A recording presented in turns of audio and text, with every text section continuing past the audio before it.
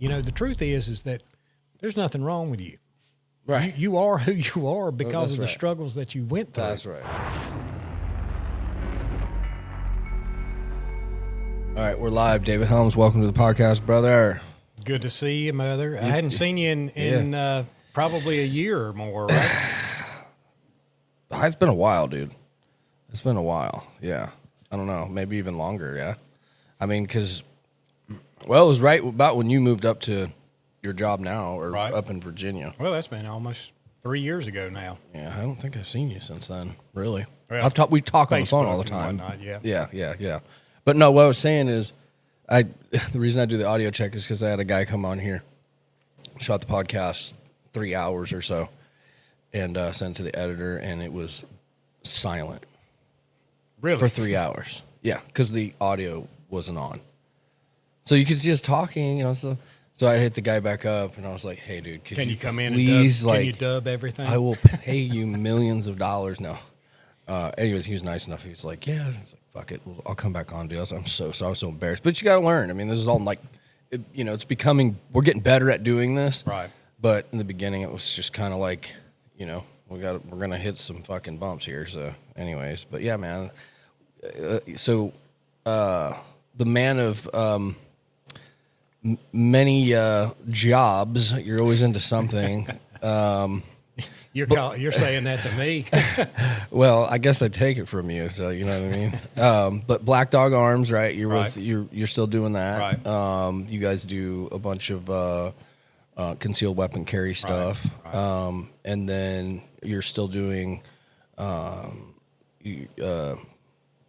I'm having a brain fart. You're up there. I'm a health inspector. Health inspector. Right. Yep, you were a health inspector down here. That's how.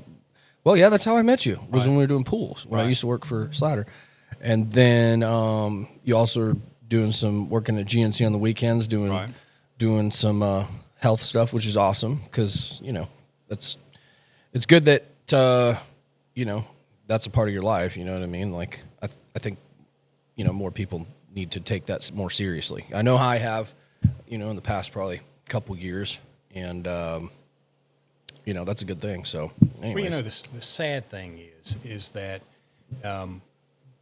it's almost like a 401k. Your health is truly like a 401k. The more you invest early on, the bigger the payoff is going to be in the end. Mm-hmm. But like anything, you really need to invest at the point that you say, I've got to start doing something. Start doing something, because I always tell people, if you started at the gym the day that you thought that you should start at the gym, look where you'd be at. But if you didn't do it, then you're thinking, God, look where I'd be today if I had started whenever I first thought that I should have. Right. And I hear people say all the time too, God, I wish I was as thin as I thought I was, or I wish I was as thin as I was when I thought I was getting fat. Right. You know what I mean? Yeah, that's true. Yeah, I mean, I always tell, like, the more, like, I've gotten into this stuff probably the last couple of years just because, and I've probably said this 1,000 times on different podcasts, but, going to my primary care doctor and sitting down with them, and they go, oh, you have high blood pressure, here's a pill. Oh, you have high cholesterol, here's a pill. Oh, you have a thyroid issue, here's a pill. And it was like, okay, cool. I tried those for 8 days, and then all of a sudden my dick stopped working, had complete brain fog, walking zombie, felt like shit. I'm like, okay, but my blood pressure's down, but now I have a bunch of other issues. And of course, we stopped that, and that's when I was like, you know what? I'm gonna do the same thing. I'm gonna put the same effort in that I did during COVID, and I'm gonna go ahead and start researching and do the research, because it just seems that there's so much bullshit information out there, man, that you can easily get caught in it, like quick. Even me, who really tries to be aware of everything around me. And so, it was like I just kind of made this massive shift over time. It wasn't like, I just stopped everything. I was, like, it's slow. It's just like, first thing you need to do is stop eating out. Just stop there. Just if you don't even worry about changing your diet. Stop eating out. Right. And then you can go, okay, I'm going to go to the gym once this week. And then one's going to turn into 2 and 3. And now maybe I don't eat as shitty today. You know what I mean? And then as some time passes, then you start seeing a little bit of changing. You know what I mean? Weight's coming off. And again, I was talking to a guy today about this, and it's like, look, that was when I was getting my haircut today. And I was like, look, anybody that says that I lost 10 pounds this week is probably either on crack or completely malnourished, right? Yep. This stuff takes. I think it's what, maybe it's like a pound a week. Yep. If you do a pound a week, that's sustainable, and you will never gain that back if you just continue to do it. That's right. So, you know, the big problem with most people, the GNC used to be the place when you go, oh my God, I got to get something to help me lose some weight. And that's what they used to come to the GNC for. Well, you know, it's a supplement store. The truth is you're supplementing a good diet and exercise, but nobody wants to do that part. They want this magic pill that's going to make them lose weight and everything else. Surprisingly enough, guess what? They've created one. It's called GLP-1 injections. Ozempic. And honestly, which is okay. I'm works. Not against them. It works. As a matter of fact, hey, I'm on them myself. I'm a type 2 diabetic, so my doctor prescribed them to me. And man, I'm gonna tell you what, it really, you'd be surprised. You know, all of a sudden you can't finish a meal. You know, but it does, let me tell you what it does, my experience with it. And I ask people if they've had the same experience that I've had with it. And most of your serotonin is produced in your stomach, all right? So what a GLP-1 does is it basically creates gut dysfunction. So you don't get that serotonin from eating anymore, so you just don't really have a desire to do it. You know, I used to love to eat Mexican food. Still like Mexican food, but I don't crave it anymore. I don't. I have lost so much of, you know, that desire to satisfy emotional things with food, and it's just not there anymore. So the issue is that bleeds over into everything. So the things that you enjoyed doing before that you found pleasure in, you're kind of like, you know, ugh. So my thought on it is if you are a person who is prone to depression or something like that, dude, you better do your research and make sure that this is the right thing for you, because it's going to add to that level of just, you don't have any satisfaction with anything anymore, really, you know, and you have to find that thing. Yeah. You know, mine is spending time with my family, and what time I do that. And, you know, the gym always was a great serotonin dump. There's no food involved with that, you know, other than, you know, and you eat for a purpose whenever you're in the gym. And that's where you change things too. You know what I mean? Mm-hmm.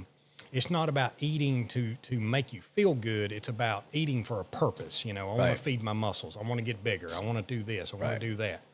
So you have to find the things whenever you take food away as your satisfaction. You've got to find something to fill that void.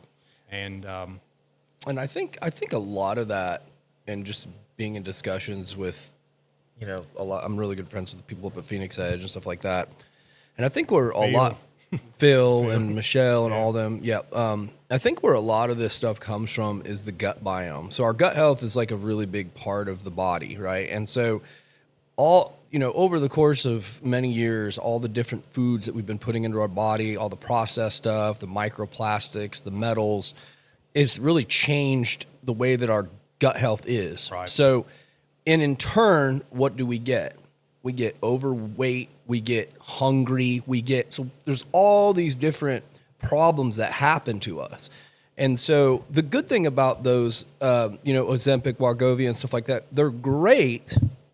However, you know, I'm not on them, but just experience with other people and people that are on them that are telling me these things, especially Michelle Green, who's like what I would consider probably one of the best in the game as far as understanding this stuff. She is. I think anyone I've ever met, she's just the best.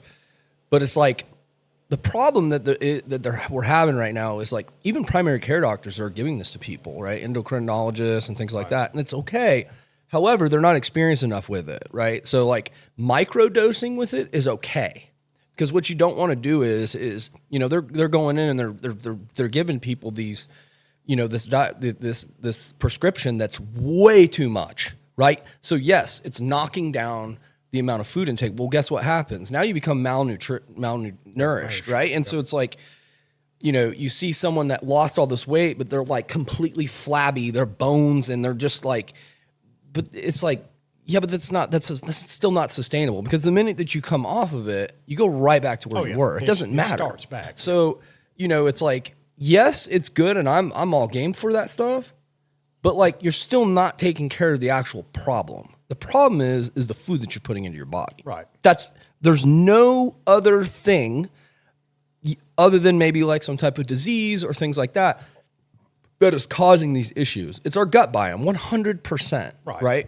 I mean, literally, when we transformed in from organic foods that, doesn't have all these chemicals that they're using on the plants and stuff like that, like glyphosate and shit. Okay. Well, guess what glyphosate is? Glyphosate is literally one of the biggest things in the country. It's a cancer-causing agent, right? The high toxins that are inside of the foods that you're putting into your body, it's literally shifting your gut biome. So what do you think happens to all these people? ADHD, bipolar, different diseases, shit we've never seen ever, and never have we seen this stuff. So it's like, that's where I have an issue with it. Yes, these things are great and wonderful for us as a tool in the toolbox, but you have to have a lot of other things, I believe, in play before you start thinking like, this is the God Almighty thing, right? Because like, you still got to fucking eat, man. You know what I mean? Yeah. Like, you know all about this. At my age, I'm 54. You look good, man. Thank you. Appreciate that. Never thought I'd make it here, so here you are, brother. If I'd known I was going to live this long, I would have took better care of myself. But you're doing the right thing right now, man. That's all that matters. But at my age, the problem is that there is such a thing as we start to age where you start to get that muscle atrophy. Sure. Where with men, the first thing that starts to go is the leg muscles. And if you look at pictures of me when I was playing football, my legs were like tree trunks. And now, that Harley I rolled up on, Beautiful I still Harley. Thank you so much. I know you love it. You're smiling all about it. I got a shirt that I bought. Your poor wife, man. I feel bad for her. You're like, this is my love. I'm just kidding. But the thing is that, and she probably agree with you there too. But I've got a shirt that says, "Feed me tacos and tell me my bike's pretty." So. But yeah, the thing is that I can tell since I've been using this that I'm starting to lose some muscle mass. Right. And so I've started supplementing with things that I used to supplement with, but I have to do a lot more with like HMB now. Mm-hmm. Obviously keeping the creatine levels high. Sure. Protein, trying to take in, because you can supplement with protein. And, sure. And it doesn't really, it's not like whenever I go out to eat a meal, the first thing I have to do is I have to attack the actual entree that's on the plate, because if I do the sides first, I'm not able to finish anything. Right. So, protein, shoot it down and roll on, and it makes life easy. Yeah. But yeah, I'm thinking that with the GNC, what I was going to say is that we've changed now, because we actually do have a magic shot out there. To now we're called a GLP-1 support center. So we sell all these supplements for people who are on GLP-1, and it turns into the same things that we were selling before, but we're focusing on that as creatine and HMB and protein and all the same things that we were telling people to use to lose weight with. But now they're to help you with your GLP-1 side effects. Yeah, which is good, but it's still like, you listen to guys like Paul Saladino, you listen to Bobby Parrish, or who else is another guy I listen to? Greg, having a brain fog again. But anyways, these guys are like, they're pretty much on the cutting edge of like, really, it's been known for many years about all this stuff, but they're on the cutting edge of all this stuff, and like, again, it's like, the simplest way, I mean, I got to give it to TRT too, but 90 days ago, 225. I'm now down to 212. But that's literally most of it's dieting. Right. and exercise, right? It's not eating grain-fed foods. Right. You know, it's eating grass-fed foods. It's, everything's organic now, you know? And the reason is because obviously glyphosate, yes, some of it's still processed a little bit, but at least, you know, because it's the better of two evils type of thing where it's like, okay, you know, I gotta do something to, you know, knock down the weight, but right. I don't need to get on all these fucking meds to do it. And it's like, I'm finding out through, you know, my own experience that it's like, yeah, like obviously testosterone plays a massive part in that, right? Because I was a 300, now I'm at 1,000, right? Right. My energy level increased, my libido increased, weight's coming down, muscles increasing, but I'm still having to do 200 grams of protein a day, right? That's a lot to get in a day, yeah. you know? And like, honestly, like I'm pretty like not hungry as much as I was. Right. And literally from just eating not bullshit food anymore. Right. Like I'm not hungry. Well, you know what I mean? It's crazy. The magic with the TRT is I have seen just... when I saw you about 4 years ago, you were fucking ripped, dude. Yeah. Yeah. Were you on TRT then? Oh, yeah. God, you were fucking huge, bro. Yeah. Like your arms were like, I was like, God damn, dude. Yeah. Well, that was longer than that. It'd been probably 6 years ago, I'd think. I've known you for a while. Yeah. Probably 8 or 9 years, I think. You're probably longer than that. Yeah. Probably about 10 I've been or here for 12. 10 years. Okay, so I've about known you for 10. You've been about 10 years. That's you had right. just started with That's Slider right. whenever. Yeah, yeah. So, and you know, the problem that I have now is that, so I had the... Well, you had an accident. You I had just the recently accident. had a motorcycle accident, right? So you're kind of coming off of that shit, right? And, Which is... And I tell you, the craziest part of that is I did not realize how quickly you lose everything that you've worked for. That's right. And then, boom, it's gone, you know. And I'm pitiful, you know. Nah, you look good, dude. You look Well, good. for 54. You're a for pretty 54, big you dude, give me man. that. Yeah, there's a lot of flabby 54-year-olds running around here, okay? And you know, the body fat percentage, I get calipered up each month to kind of keep myself in check to where I Those am. help. So, you know, you always really, it's like checking your tire pressure. Yeah. You just do it constantly. And then when there is a problem, you go, oh, shit, I need to add some air or I need to do something. Yeah. But Accountability. exactly. But, you know, the TRT, the biggest thing, and you and I both know that when I see a guy who's using testosterone, I know it immediately. Yeah. You can see it in their skin because the fat that's just below the dermis level there is gone. Yeah. He's extremely vascular. You know, when I was playing college football, there was a linebacker. Now, I was, you know, I graduated high school. Where'd you play football at? At Gardner Webb. Oh, Gardner Webb. Okay, Yeah. cool. So there was a linebacker there that was very obviously using, and but he was using much more than what you know, was kind of floating around in the time. You know, in the 80s, steroids. You know, we were all, you know, anabolics as we call them. Right. They were floating around. And they were easy to get hold of, but you know, you had guys that what I would call is abusing the system, because TRT now is basically like a low-level cycle that you just sustain. Well, here's the constantly. thing. Here's the thing. Here's the misrepresentation of testosterone. It's a hormone, man. Right. That's all it is. And it's a naturally you occurring make it substance in your naturally. body.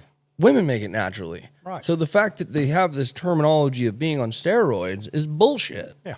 Yeah, I mean, I guess you can call it that. It's testosterone, but Prednisone you is a make it steroid, right. But you make it. Right. So it's what you're doing is that if you're walking around at a 300 when normally men in the 70s were at a 700, that was normal. Right.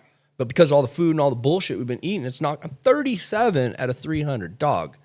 There's no way that I should be at a 300. That's fucking low. And to my primary care doctor, you know what he said? You're in normal range. Bullshit. Well, see, that's the one thing that I've always had. I get mine through an endocrinologist, and they want you within their magic numbers of what their book tells them what a guy my age is supposed to be. What do they say? Mine is supposed to be between 300 and 850 is like the high end. But what, right. It's like, but you're saying that that's within a range. But 300, I can tell you, is a way different feeling than 600. Yeah. Well, because even when I was on Clomid, you know what clomiphene, Yeah, and clomiphene, yeah. even when I was on that and it shot up, I felt different. And I was like, well, why would you say that a 300? Well, it's because he's fat and overweight. Right. Clearly, he has no idea what he's talking about when it comes to health and fitness. He's a medical doctor, medicine. That's what he's there for. Or broken bones or stitches and shit, you know? Well, what they do is they take it's like a BMI, you know, this magic height and weight. Right. Oh my God, you know, but you know, if you actually look at a guy who is muscular and obviously very little body fat, you know, and I go in and he goes, oh my God, you're a 34 BMI, you know, you got to lose some weight. What the hell are you talking about? Right. You know, I'm running in here at 11, 12% body fat. What are you talking about? Right. But here is the best analogy that I've ever had a doctor tell me. He said, you're right. He said, you're lean, you're healthy, everything. But does your heart know whether or not it's muscle or fat that you're carrying? Do your joints know whether or not it's muscle or fat? Because that weight is compressing everything. Your back's going to suffer for it. You know, and I feel that too. You know, Yeah. I mean, over a period of time, you know, I carried, when I was playing ball, I was 318 pounds. Whenever I did the arena football thing, I was 288 pounds. Right now, I am about 250 pounds even. But the problem is I just don't feel substantial. You know what I mean? Right. Right. When in the past, I could put my shoulder into something and it would move. Now, you know, the wind blows real hard. We're going to get that minute, changed. You know? Yeah, we're going to get that changed. So, but the good thing about that, though, is that it's like wrestling. I know you've got the WWE. Yeah, shout out to Hulk, man. Rest in peace to that, man. That's right. Yeah, That's changes the world, man. That's awesome. You know, him and awesome. Andre can be up there slamming each other slamming all day around, long. and yeah, Rowdy Piper and all them fucking guys. It's crazy. But, you know, wrestlers. I was out one night and ran into Macho Man Randy Savage and Ric Flair out at a nightclub. And we're standing there drinking a few beers and talking. And Macho Man was, you know, he was about this high to me, height-wise. And to look at him in clothing really didn't appear any more sizable than that you or I. Right. But it's the fact that when he takes that shirt off and he is so ripped and what they call conditioned, right? That he looks fantastic on camera, right? And that's where people look at it and they're like, oh my God, that guy's a phenom. Oh yeah. And, you know, that really is different because when you see a guy like that, you look at Sylvester Stallone when he was doing the Rambo movies. He was not that big, but he was super ripped. Yeah. And then I see him in a magazine taking pictures beside guys who are competing in the Mr. Olympia competitions. And I'm like, God, you know, he looks like a beanpole compared to these guys. You know? Yeah. So going back to the guy that was a linebacker, he was in that classification with like these Olympia guys. He was huge. But his skin was so paper thin that whenever he would get flustered, he would go as red as that label right there. And I was like, that cannot be healthy. And, you know, the fact that steroid abuse, when you're running numbers, like, you know, I feel best when my testosterone numbers are like 1,000. But these guys that are competing and trying to do the Mr. Olympia and whatnot, they'll run a cycle and their testosterone's 2,500. Oh yeah. You know, and those kinds of bounces like that, that's detrimental to your system. Oh, your central nervous system is like, what the fuck is going on? Exactly. Here? And you've got to look at it like a performance Your engine. endocrine system's just not good. I mean, it's just but you know, I've always I go back to this thing where I saw an interview, and actually it was kind of a survey, I think, and they went to these athletes and they said, if you could be the top of your field of athletics, if you took this drug, but you'd be dead in 5 years, would you do it? And 90% of them said yes, because it's so important to them Right. to achieve that. You know what I mean? Right. And, you know, we all do that in our lives as well. You know, you and I both, we Live talked by the about sword, the other die night. by the sword. That's right. You know, and we're in the grind, you know, Yeah, and you want to be the best at whatever it is. And the Yeah. thing about it is that all these extra influences and environmental things around us, Yeah. we have to push them away to kind of keep continuing to grind. Right. Because the focus is this is what I want to achieve. Yeah. You know, I don't know if you're a lot like I am, but one of my problems, I guess it's a personality trait problem I have, is that when I become interested in something, I basically engross myself in it. I want to learn everything about That's it. right. I want to be the best at it. That's right. The problem is once I get to that point, I get bored with it. Once you master it, I'm bored with Yeah. it, and I'm on to something you else. see how I started. I was stump grinding. Yep, And where are we at now? that's right. I got bored. Yeah. It's like, I got to have something to keep the horses going because these motherfuckers just run all the time. Oh yeah, and you know the thing is that the one thing that I can continue to do for an extended period of time is working out because my body will never get to the point where I'm as good as I want it to be. Right. So I will never reach that pinnacle of success that I can in other things. Right. Because your body is constantly, well, just like this, you know, to be honest with you, this isn't a bad thing, me laying out for the last 8 weeks or probably longer than that now, 10 weeks or 12. No, it's good for you. What it does is it allows me to wipe the slate clean and start all over again, because that's truly where the enjoyment is to build it back, you know, and it doesn't take very long. Fuck something up and rebuild it again. Exactly. It's fine. And you do it the way that you want it to be. Yeah. You know, like we were talking about the motorcycle accident earlier, you know, I got hit and it totaled the motorcycle out.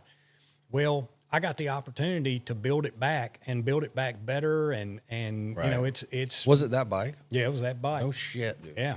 Yeah. Wow. So, you know, I was kind of hobbled, both feet were broken, my ribs were broken. And, so, you know, I sat at home and ordered parts and, got out there on my little, Harbor Freight wheelie chair and, Oh, you were in a wheelchair? Well, no, it's a like a little, the little round stools that you can roll around, you know? Yeah. And I put it up on the jack, rebuilt the front end on it, ordered all the parts off the internet to match the paint scheme that was on it and all. And Shit. you know, it's almost like burying your dog. You know, when your dog dies, you have to bury your dog to pay it homage and to get closure off of it. Right. The bike was the same way. You know, I had to rebuild it and put it back together so that, you know, and that the other part to that too is people are like, well, why didn't you just get somebody to do it for you? And I thought, well, you know, if I'm going to put my ass 24 inches above the ground and run over 100 miles an hour, I want to make sure that everything was blue Lock-tighted, everything was torqued the way it was supposed to be, and everything else, you know? So, make you feel a little more confident in that's riding. right. That's exactly right. Yeah. But there again, you know, what's funny about that is that when I was out one evening, my wife and I had gone and eaten pizza at a restaurant up in Reedsville, and this guy comes out and he's like, "Oh my God, you know, is that your bike?" And I was like, "Yeah." And he goes, "Oh, that's beautiful." He said, "I used to work for Harley up in Wisconsin." I thought, "Wow, that's pretty cool." Is that what your hat is from Wisconsin? Yeah. Oh, okay. Yeah. Okay. That's sick. So he says, "You ever been down?" I'm like, "Wow, that's an odd question to ask a guy." And I was like, "No." He said, "Well," he says, "you know, there's two kinds of riders, those that have been down and those that will be." Oh, and I was like, "Oh, Fuck. God, you know." God damn it, dude. Exactly. So, you know, that played in my mind for the longest time. And then when I went down, you know, the thing is everybody always kind of tells you that you have, I remember how it used to be whenever you go out onto the ball field, you were nervous as to, oh my God, how's this going to go? Right. You know, how's it going to be? And then you get that first hit. And then it's like, ooh, okay, all the Everything goes. Everything, Yeah. cobwebs are gone. Yeah. Now we're in it. Let's do it. That's right. Well, it's kind of the same thing with the bike. You know, now that I've been down, I know what that asphalt feels like, and it doesn't feel good. And you know, the other part to that too is that I realized too that there are a lot of guys that were not as lucky as what I am. So, you know, I think it's says something that you can get hit by a Honda Pilot, and the worst that happens is a couple feet get broken and some ribs and stuff like that. Yeah. So, you know, as long as you can't hit harder than a Honda Pilot, I think I'm going to be okay. You'll be fine. Yeah. You know? But yeah, the thing with the bike is that we talked about it earlier, but that's one of those things that I found enjoyment in. Yeah. You know, and I used to get that same sort of feeling that I get on the bike when I get out and mow grass, because it's just that vibration of the mower and my thoughts. Right. And it's like, hey, you know, and I can solve the world's problems. And then next thing you know, I'm putting the mower up and I forget all about it. You know, it's crazy how that works. But That's got to be a form of meditation, I would think. Exactly. Because you're focusing on something that could potentially kill you. yes, But yeah, I mean, because you are like one with that bike, Right. you know, and it's like you're in control of it. right. You know, so, you know, you put your attention to that, and then now all the things that, you know, you feel like solving the world problems. It's almost like, you know, especially when you're passionate about something like that, you know, like in jujitsu, I'm very passionate about jujitsu. It's one of my favorite things to do. I feel like I'm in meditation mode when I'm rolling with somebody else, because the consequence of what could happen is being choked or an arm break or a knee snap, or right. So you're literally, the only thing that you're focusing on is that. Right. So there's nothing coming in your brain when you're doing this. So it's like this form of meditation, and it's good for you, I think. You know, it's like you block out. It's like you get a moment where you're just literally one. Like you're like, this is it. I got to protect everything, and that's all I'm thinking about. I'm solving the problem. You know what I mean? I imagine there's some similar, you know, form in riding a bike too, because you're concentrating on everything. You know, the one thing that's kind of interesting is if you get in your vehicle out there and you're riding up and down the road, this thing right here is going off constantly, and you're kind of paying attention to it from time to time and everything else. On the bike, No. there's none of that. Right. You know, and it takes me back to a period of time when we didn't have those things in front of us. And, you know, you can actually think and not be distracted by, you know, squirrel, you know. So it's, you said something earlier, you know, it could potentially kill you. Well, I think the thing is that why do people go to amusement parks and get on roller coasters? Right. Because it's that thrill of, oh my gosh, but you know it's not going to kill you. Right. At least you hope it's not going to, Right. right? Right. And with the motorcycle, though, it's the potential is always there, and it could be bad. But what I have discovered, and speed, you know, everybody always goes, oh, and these stupid drivers, they'll run over you and they do this. And in my case, it was a situation that did that, but it's not always the car drivers. Right, fault, right. You know, speed is one of the biggest issues, you know, and a motorcycle's fast, and they're Right. really fun whenever you go fast on them. But the problem is that shit comes up on you really quick I whenever bet, you, yeah. you know, so you don't have time to slow that bike down whenever somebody just does what they naturally Right. would do, because they're not expecting somebody to be running 80, 90 miles an hour up in Right. a 50 mile an hour zone, and they're going to switch lanes. Right. But then the biker goes, oh my God, this idiot pulled out in front of me. No, he can't judge how fast you're going by looking in the rearview mirror, and here you are approaching, and he's Right. just going to naturally pull over. Yeah.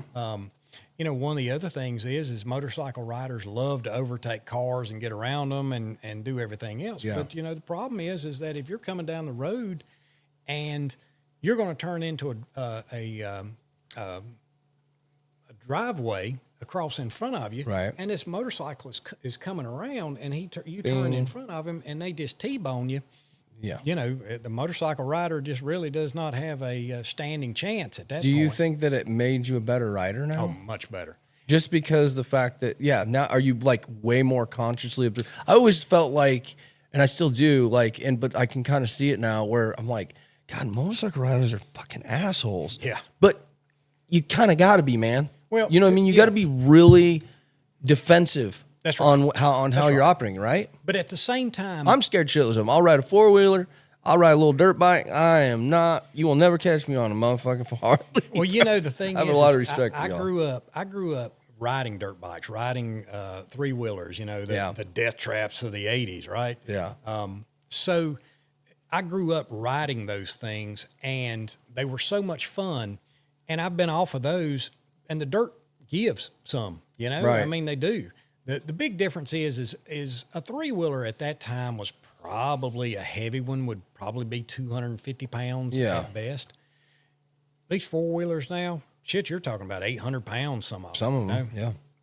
And I think that, honestly, if you probably looked at the numbers, there's probably more deaths associated with 4-wheeler crashes than there were with the 3-wheelers, because Probably. you get crushed on them, and the injuries could be so much greater than what they were. Other aspects is, you know, that have changed for me as a rider, and I've always kind of been this way, but,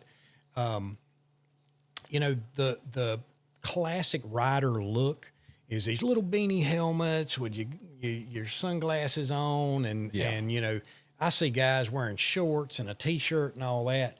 I've been on that asphalt.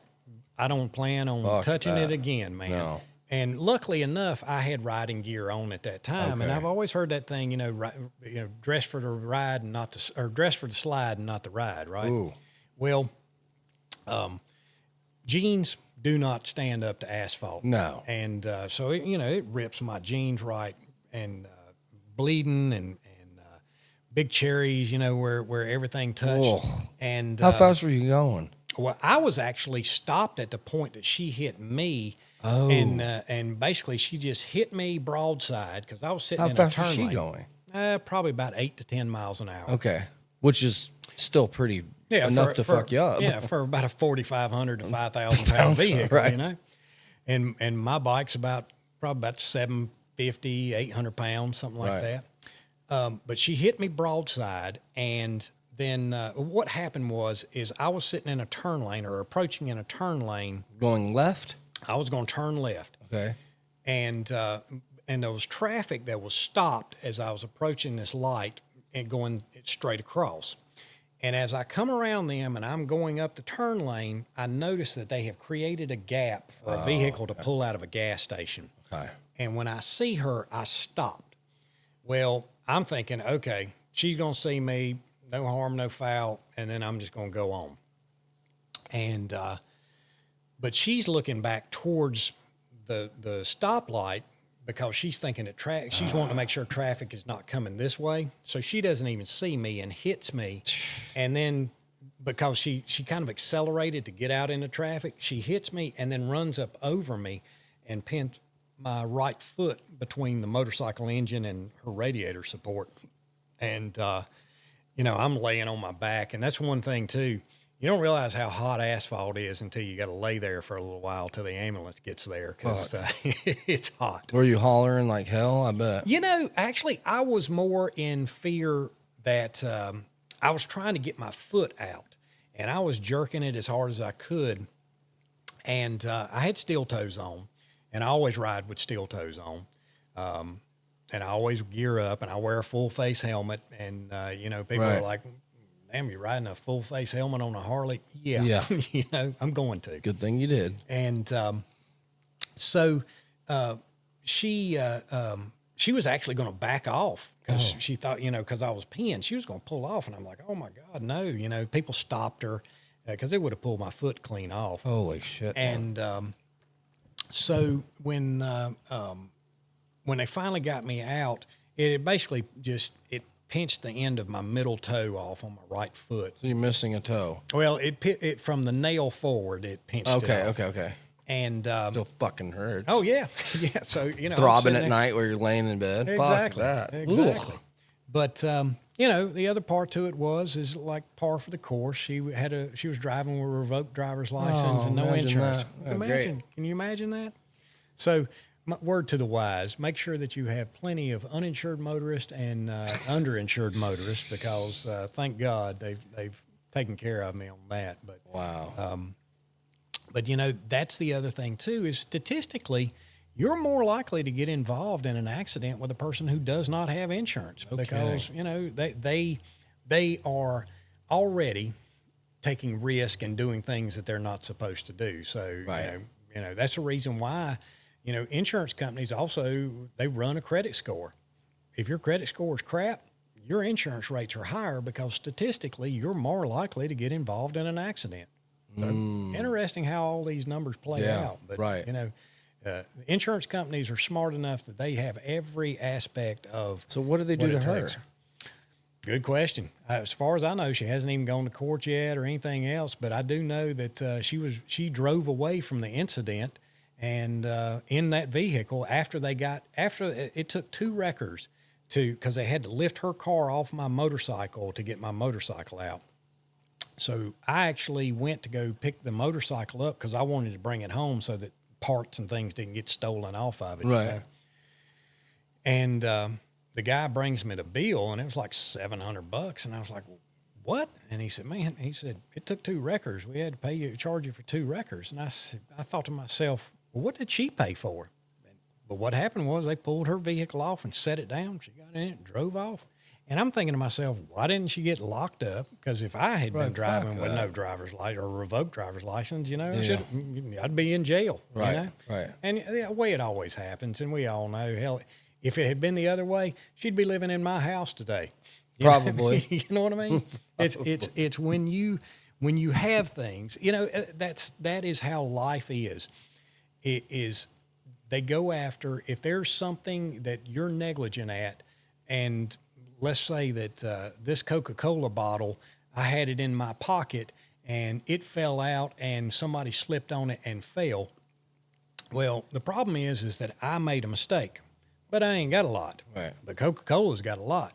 So they're going to go after them for their bottle being designed the way that it is, so that somebody can step on it and fall, and that's what they go after. The deepest pockets is how they usually do everything. Yeah. So it's disgusting. It really, exactly. It's terrible. I mean, so you're going to have, so now does the insurance, obviously they cover for the bike and things like that, right? Right. Was her car fucked up at all? Nope. No. And she slid right on you then. Oh yeah. Boom, and hit you. Yeah. Oh wow. And then the other part of it is that the insurance, whenever your underinsured, uninsured motorist kind of takes over, they become basically they treat you like they are her insurance or the other person's insurance, right? Right. And so everything's the same, the personal injury side, the medical bills, everything else. And the way that they end up doing it is they basically, they settle and pay you out, and then they go after that person to recover anything that they can from them. No, they're going to get their money one way or another. Oh, yeah. They always do. Especially the insurance companies. That's right. Who's your insurance? Progressive. Progressive? Okay. Yeah. I've been super pleased with them. I've dealt with other companies in the past. That adjuster out there pretty quick looking at everything. Yeah. And really good guy.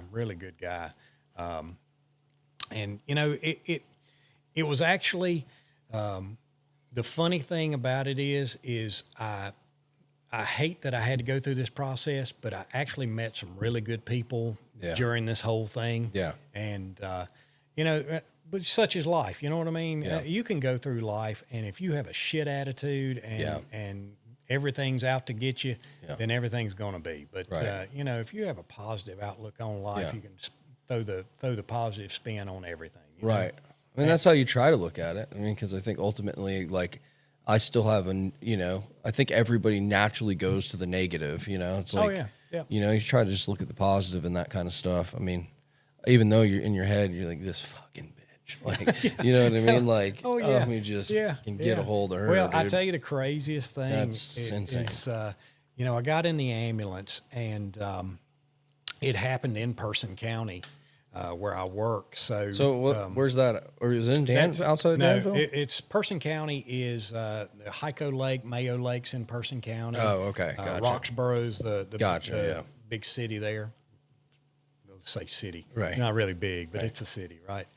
And what I think's funny about it is when I was on my back and there were people trying to help me, you know, and they helped me get my helmet off, and the guy helped me get my jacket off. And there was a guy who actually, I could not get my foot out.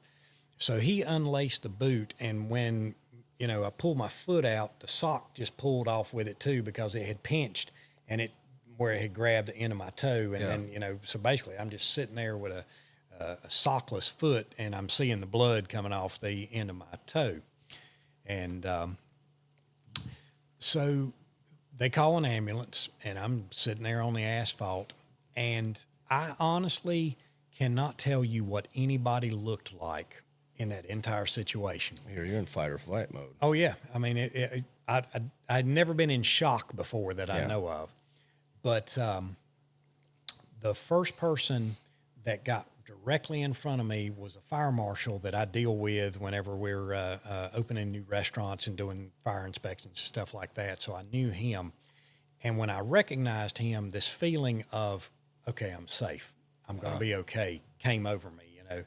And you just don't realize till you're in that kind of situation. I can imagine, you know, being in combat, and if you're injured and that friendly face is on top of you, helping you, right, you know, get out of this situation. It's got to be the same thing. So next thing I know, the ambulance is there. You know, they're loading me up, and we're getting in the you know, now they don't even lift you up anymore. They have like this mechanical thing that pulls you up and sticks you up in there. So I get up in there, and I ask they're talking to me and whatnot. And I said, well, y'all probably don't know who I am, and I still have my badge on and everything. And they said, oh, no, we know who you are.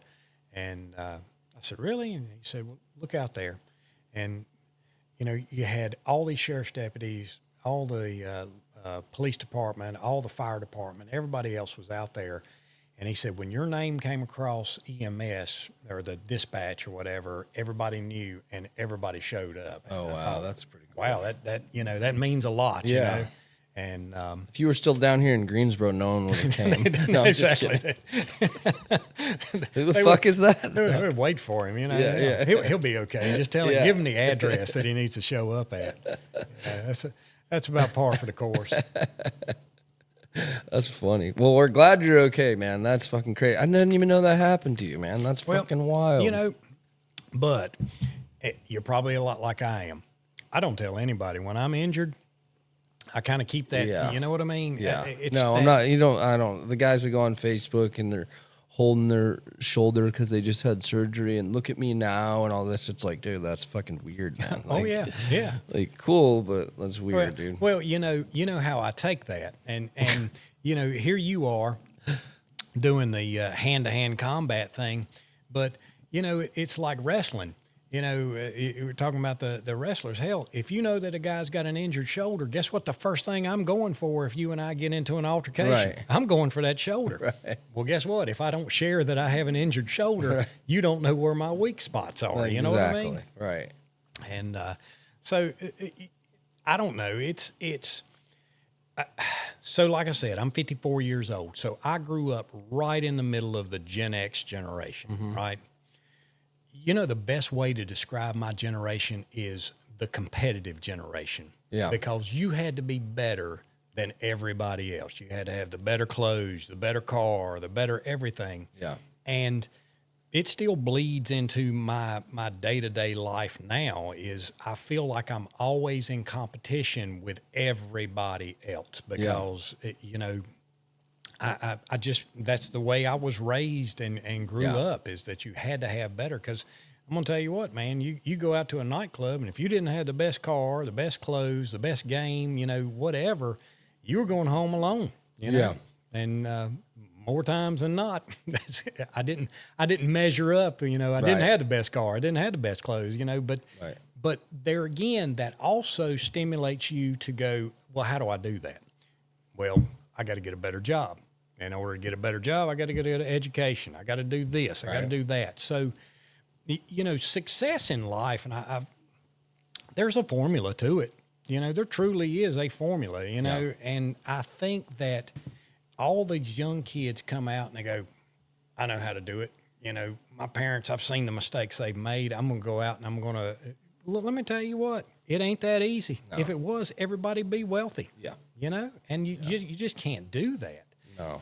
So now, don't get me wrong. I mean, I've watched you, and I'm just blown away by how much you have built just in the last 10 years. You know, hell, you know, you came over here and you were a pool guy whenever I first met you. Yeah. And I think what was funny is you and I met on the pool job, and you know, you had that California accent, which is a lot different than my Southern drawl that I grew up in a little town called Marshville, which is in Union County, which is a home of Randy Travis. So, you know, if you recognize, we have that same dialect, you know, and it gets a lot thicker whenever I get to drinking or around other Marshvillians or anything like that. But, you know, the thing is that, it serves me well because I get to play the aw shucks because, you know, that thing of a Southern accent, well, he's got to be stupid. Oh, how'd you get that? You know, and you know, and all these sorts of things. And you can endear yourself to people because you can play that aw shucks. Right. You know, well, you know, you had that California accent and I was like, where the hell is this guy from? You know? And then I think we'd met a few times on some pools, and then the first time you and I really talked and got to know each other, we met in the parking lot at the Planet Fitness out in High Point. Yeah. You remember on Eastchester there? Yep. And that's, you know, you and I started talking, and it was just that, you know, when I got to know you and realize, oh man, you know, you come from some struggles, and to be where you are, you know, I watched you. I think the next you were single, and somewhere along the line, and I can't, you know, my timeline and yours, you obviously know the timeline, but you met who is your wife now. Yeah. And you reached out to me because she was in a bad situation at the tattoo shop that she was in, and you wanted to open up a tattoo shop. Yep. So I offered you a couple properties to look at and whatnot that might help you, and then you found you one, and so we kind of went through that process and got you a tattoo shop. You were still working for Slatter at that time too, I believe. That's right. Yeah. And then next thing you know, you left Slatter, and I can't remember what you didn't go directly into the stump grinding business. There was something there. So what? Well, I'll tell you exactly what happened. I'm not afraid to share it now, and I don't really care. But really, what happened was during COVID, I was actually in Wyoming on a hunting trip and had like no service the whole time, way out in the middle of the sticks. And I happened to get to this top of this mountain that we were hunting, and boom, I had service. And all of a sudden I go and I look through my emails, well, first I looked at the missed calls. I called Taylor and checked on the baby and stuff. Well, I happened to just be like, oh, well, let me check my email. So I looked at my emails, and essentially what the email said in a more professional way was basically that you basically have to have the shot, you know, the vaccine by, you know, X date. Otherwise there's going to be essentially termination, right? Like it said it in a more bullshit way is what I call it. But so anyways, so literally from that moment, it was, that's right. I remember it was literally like a do or die moment that like I have to, and I had already started like really changing the way that I was doing things in life, you know? And so I was like, wow, like this is another, you know, something. And really, I like challenges. I strive well in challenge. I don't strive well in stupid shit. You know what I mean? Fucking the dog chews up the hose and it just it's way worse than something like that. Right. I don't know why. Right. But I treated it as like a challenge, and I was like, okay, motherfuckers, like, this is not going to happen. I'm not doing this. I know too much right now. I'm getting the information from really smart people, and I'm like, I'm not doing it. It's not happening. So that from that moment, I got back home and I just sat up for days. I had no sleep, stressed to the max, and was like, I got to build a business. I got to build a business, and this is what I'm going to fucking do. And that's how I got into the stump grinding. Because I was researching everything. I've got a stack in there. One day I'll pop it out. It's pretty cool. But like, I wrote down so many different ideas on just pages and pages and pages, and I was like YouTubing everything, and I was like, I don't want to do this. No, this is gonna work. I have a sick design for a donut shop. I've got like, here's one of them. The seasoning company was actually on there, and here we are, right? And so, it was just like this click, this shift in my head. It was like this fire of like, I found out that like you have to really do the research yourself as a human. You can't just keep following as a fucking sheep around, man. Like, so anyway, so basically that was the moment that I was like, this is the last time I'm ever going to work for someone ever again in my life. I'm never, unless I own the business, I will never work for another human being. So help me God, I won't do it. Right. And so I just literally just lost it. Like staying up super fucking late at night, researching, figuring out how to do all this stuff, figuring out what the fuck, taxes, IRS, CPA, insurance, like you name it, bing, boom, boom, boom, boom. Because I had no one to call or talk to. You were one of the people that I was talking to, and you really played a good part in that. So because this is your kind of area of expertise. And so, man, like I just started, kind of continuing to work on myself. I have a lot of good relationships with people. Obviously, you coming from that past, and I utilized all those relationships as like an opportunity, a business opportunity. And so, yeah, I mean that's basically what happened. Was like COVID was actually good to me, and now that I look back, it was one of the biggest blessings. I don't know if you ever remember. Do you remember how long our lines were wrapped around the building at the time when COVID was happening? We had these flash sales on Friday because there was movie theaters were closed, salons were closed. You couldn't go see a concert. Nothing was open, but Dogwood Inc. was open for a Friday night flash sale, and that motherfucker was down fucking Pembroke and wrapped around on Battleground, right? And like we just took advantage of opportunity, and we saw it. Visually, I saw it. I was already in that entrepreneurial mindset, that business owner mentality. I'm getting rid of the employee mentality. I'm going to be, I got to understand that owning a business is now 24/7. This is the way that I want my life to look. And I've just taken everything from there, and listening to other people and, taking suggestions. Okay, like recently I got the truck wrapped out there. Pretty sick, right? You see it? Oh, yeah. Looks and beautiful. it's awesome. Well, I had a bunch of people telling me, why you can do that? You shouldn't do that. You shouldn't do that, right? Because I like to call and ask people for feedback, right? And so it's funny because most of the time I get the feedback, I'm like, that's not the answer. That ain't it. Right. So I just did it anyways. Well, we'll see what happens. I think it's a great thing. Guess what everybody else is not doing? Because they think it's gay. Well, that's cool.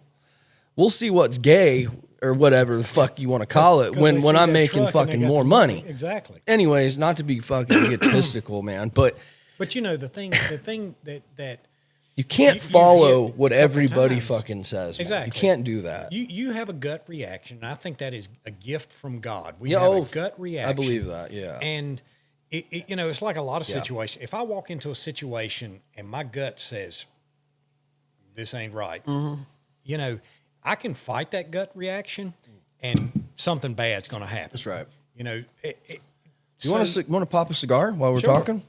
But yeah, I think like I'm not unique in any way, man. For sure, God has played a massive role in all the successes in my life and in my wife's life, and but there's just a lot of learning that goes along with it. And they say like like I didn't learn that until I was 60 and all this stuff. It's like, man, like you can learn stuff so fast now, and you can get somewhere really quickly. if you follow certain steps like you were saying, right? Like, you got to change some personality stuff, which I struggle with. It's my biggest one because I can be a complete dick. Yeah, that's a torture too. So, and I'm working on some things like, such as that. But, for the most part, I'm just a no BS guy. I show up, I do a good job, we charge a fair price, and, we go about our business. And I think that, like, and then another thing too is like willing to take a risk. Like a lot of people are not willing to take risks because they're afraid to talk and have conversation, and they're very insecure about themselves. And look, I got over the fact that I'm short. Okay, I don't mount up. You're short? I didn't realize. You know what I mean? Like you... oh God, I'm so scared because I'm short, or you know what I'm saying? Like people have things. I'm just giving an example of like what people think, right? Like, oh, the way that I look, and I can't do this because of my parents, and it's constant excuse after excuse after excuse, and it's like, I really had to start working on myself and being like, like, why the fuck am how come I had all these problems, and I was blaming all these situations on my problems, but I was the one that was at the scene of the crime in all of them. Maybe, just maybe, I was the problem, And so, obviously getting off fucking drugs and not drinking and all these kinds of things play a massive role in that, right? Because I can't get things done if I'm doing those things, right? Like I always say, like, don't give me fucking drugs and alcohol and watch what happens. And here you go, right? This is what happens. Right. And so, it's, and people wonder, they're like, God, like, I know they're questioning me. No one's really like physically said anything, but it's like, well, dude, I don't go Friday nights and get fucking smashed. And then I got to recover Saturday. And then I repeat the process again. And here we are Sunday recovering. I have 2 days up on you for the week because I'm researching, I'm in phone call conversations, I'm going and looking at jobs, I'm fixing and repairing things. Like, that's how you get ahead. That's right. Right? That's right. You take the small opportunities and they add up over a course of time. So almost like weight loss, right? You lose that. Ooh, those smell good. Don't they do? What are they? Cuban rounds. Oh, They're no clue. They're from, I picked them up at Food Line of all things. Let's go. Yeah. Not bad. Smell good. So, just like weight loss, you try and lose a pound a week and it's sustainable. You're able to keep that weight off easily by doing it slowly and surely and everything else. So just like the situation where, when I first met you and then we had that conversation outside the Planet Fitness, and then I realized, oh my God, this guy was an addict, and you were at that point helping other addicts, and I remember one of the things that's always impacted me is you pulled your phone out and showed me a list of contacts, and then you told me that this guy's dead, this guy's dead, this guy's dead, this guy's dead. Yeah. And it's like, my God, this is just unbelievable. It's not like, when a guy's a drinker or whatever, drugs, it takes somebody, and it takes them just like that. That's right. But so you were fresh, maybe a year out of drug use at that point, maybe? I think probably a couple years. Okay. Yeah, something like that. So the question is that people that knew you, your family, your friends or whatever, did you get the feeling that they were always just waiting for, when's he going to fail? When's he going to go back to it? When's he going to pick it up again? Yeah, I think those people, I don't like, yeah, my closest family maybe. Because the people that probably were looking at it back then, like, I don't even know those people anymore, if that makes sense. It's been 10 years plus. Right. And like, maybe they were, and there's definitely people always rooting for your downfall. And look, don't put me on a pedestal, man, because I could fall off of it. I might have all these fucking things, and I might, and this just goes for addicts in general, is like, I still deal with this stuff, man. Right, Like I don't say like, you know, like I'm healed. Like that's Right. no, bro. I have, you know, once you get rid of the drug, there's a whole nother fucking list of shit you got to figure out and get past, right? And grow from, right? This is not like, this is a lifetime journey. This is not something that just, yes, the drugs are gone. I don't have any interest in that lifestyle anymore. I have too many things in between that. And it's like, you know, I just don't have any, my interests are other places. That's right. You know, But let me give you a little. but yes, people are always watching you. That's right. But the people now, when I tell them, if I get in that conversation, you know, they don't even, it doesn't register to them because Right. I'm not that person That's at right. all. So And they they can't just don't believe that you actually came from yeah. And that. so I don't even, yeah.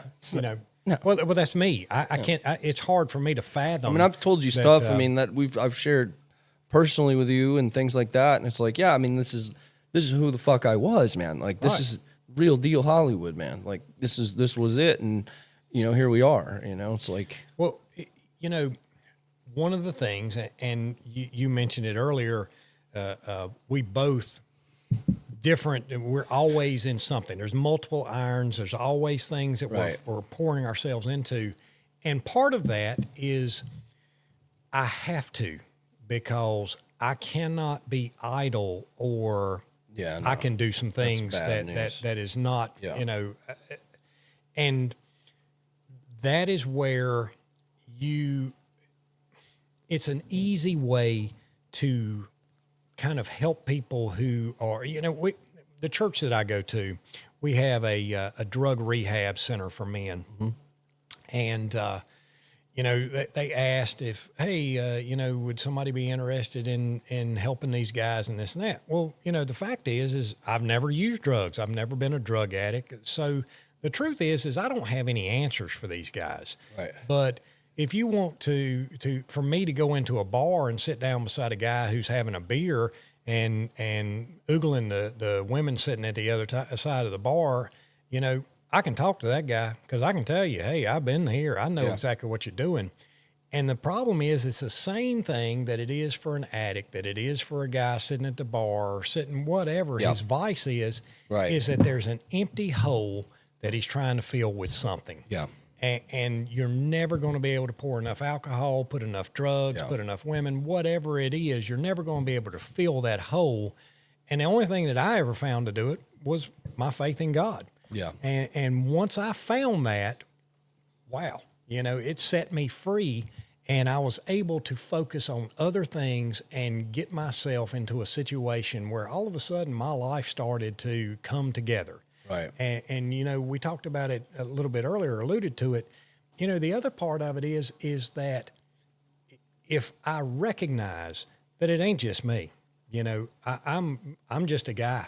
You know, I've been fortunate to have people around me that guided me and honestly, in my opinion, are much better than me. But I have taken the best of what they were and incorporated it into my life so that I can share in that. And, you know, my father honestly was probably the best human being I've ever known in my life. I mean, it's guys tell me all the time, well, you know, I wish I could say that about my father. Well, you know, I wish that my son were able to say that same thing about me, you know, and you've got a great son, beautiful kid. You know, I've seen him since he was just a little bitty thing. And now, you know, it's great. But there are things, you know, your child thinks you're a superhero. Yeah. And, you know, but I know all my faults, and I don't feel like I'm worthy of my child looking at me as a superhero because I know the problems and the things that I've done, the mistakes that I've made and everything else. And I just hope that, you know, whenever I pass, that my son has the opportunity to say good things about me, you know, at my funeral. And, you know, one of the biggest gifts my father ever gave me was his funeral, to actually see what kind of man he actually was, and the number of people that would come and pay their respects to somebody they haven't even seen in 20 years, but they would all have a story of, you know, your father helped me with this or that. And, it was just amazing that Yeah. to have that. But the thing I was getting at with this is you have a circle, and they always say it's the 5 friend circle, right? So your 5 closest friends should have an attribute that you admire, that you would want to aspire to have in your life.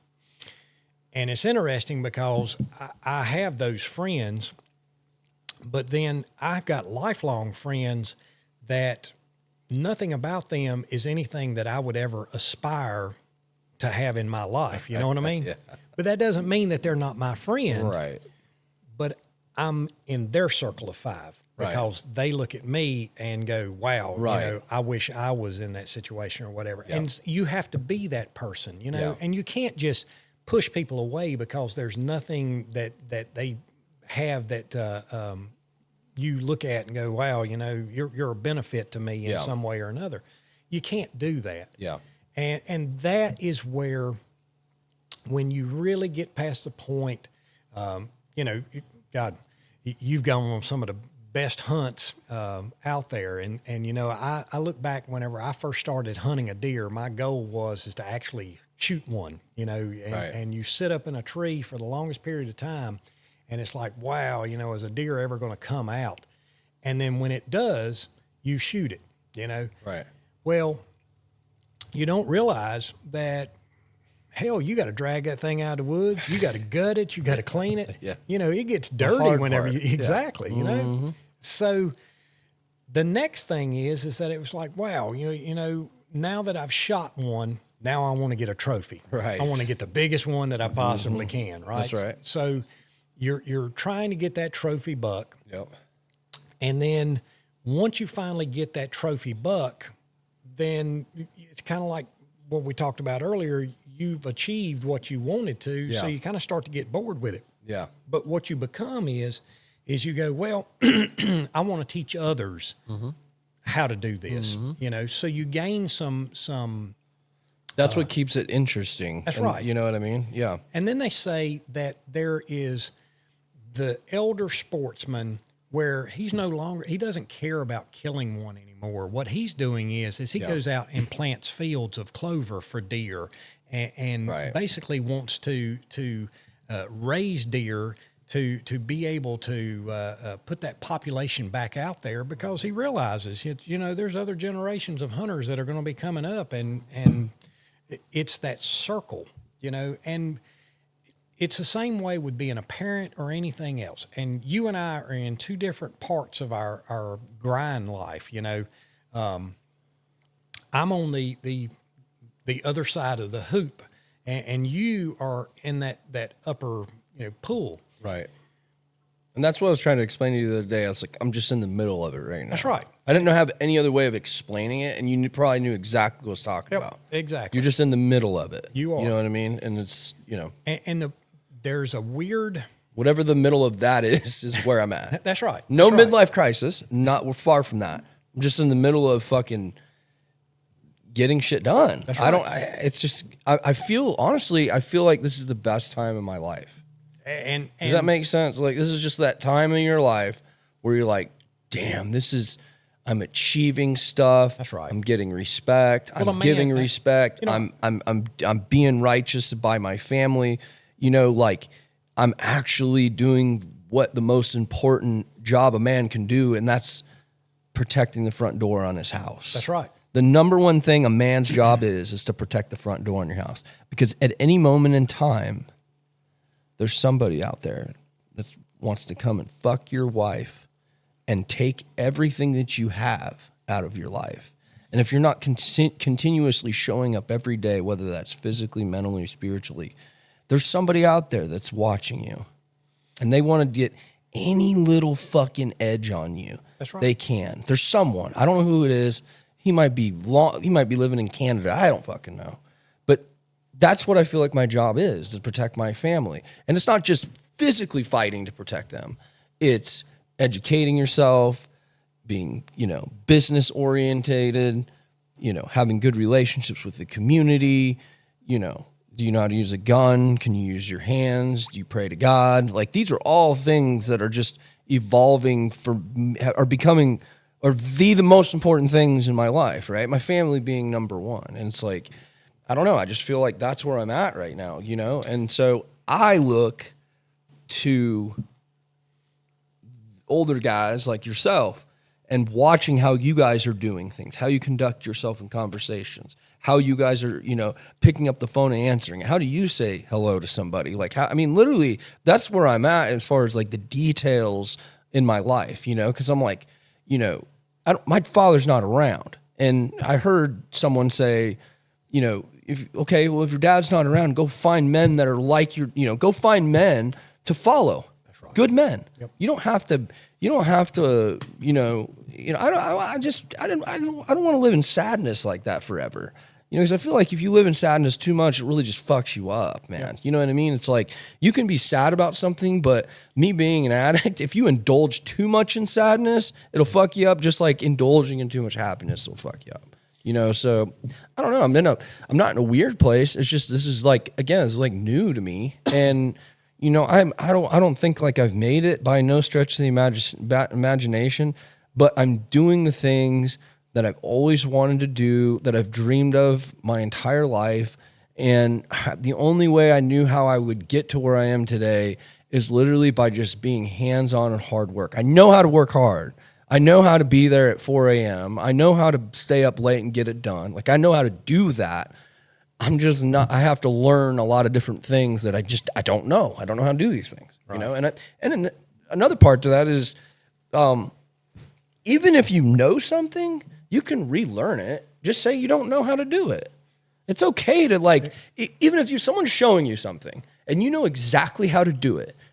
You know what? You know how you learn quicker is you just play dumb and relearn it again.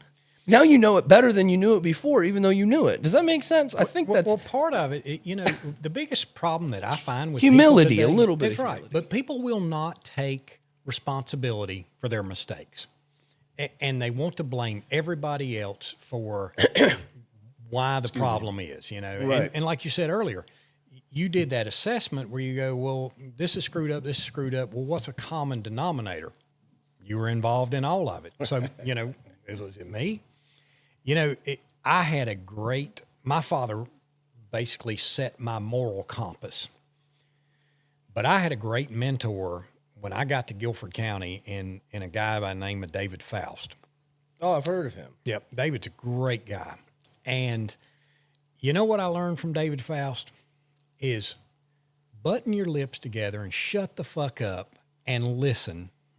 And then once everything's been said, I love it because I've caught myself now. David would stand there and let somebody talk and go and just shake his head and listen to everything that he said. And then he would measure his words as to, how do I respond to this? How do I get across what I want to get across? And that actually in my professional life has been the biggest benefit, because people will tell you, if you let somebody talk, you know, in my line of work, I need to find the answers, right?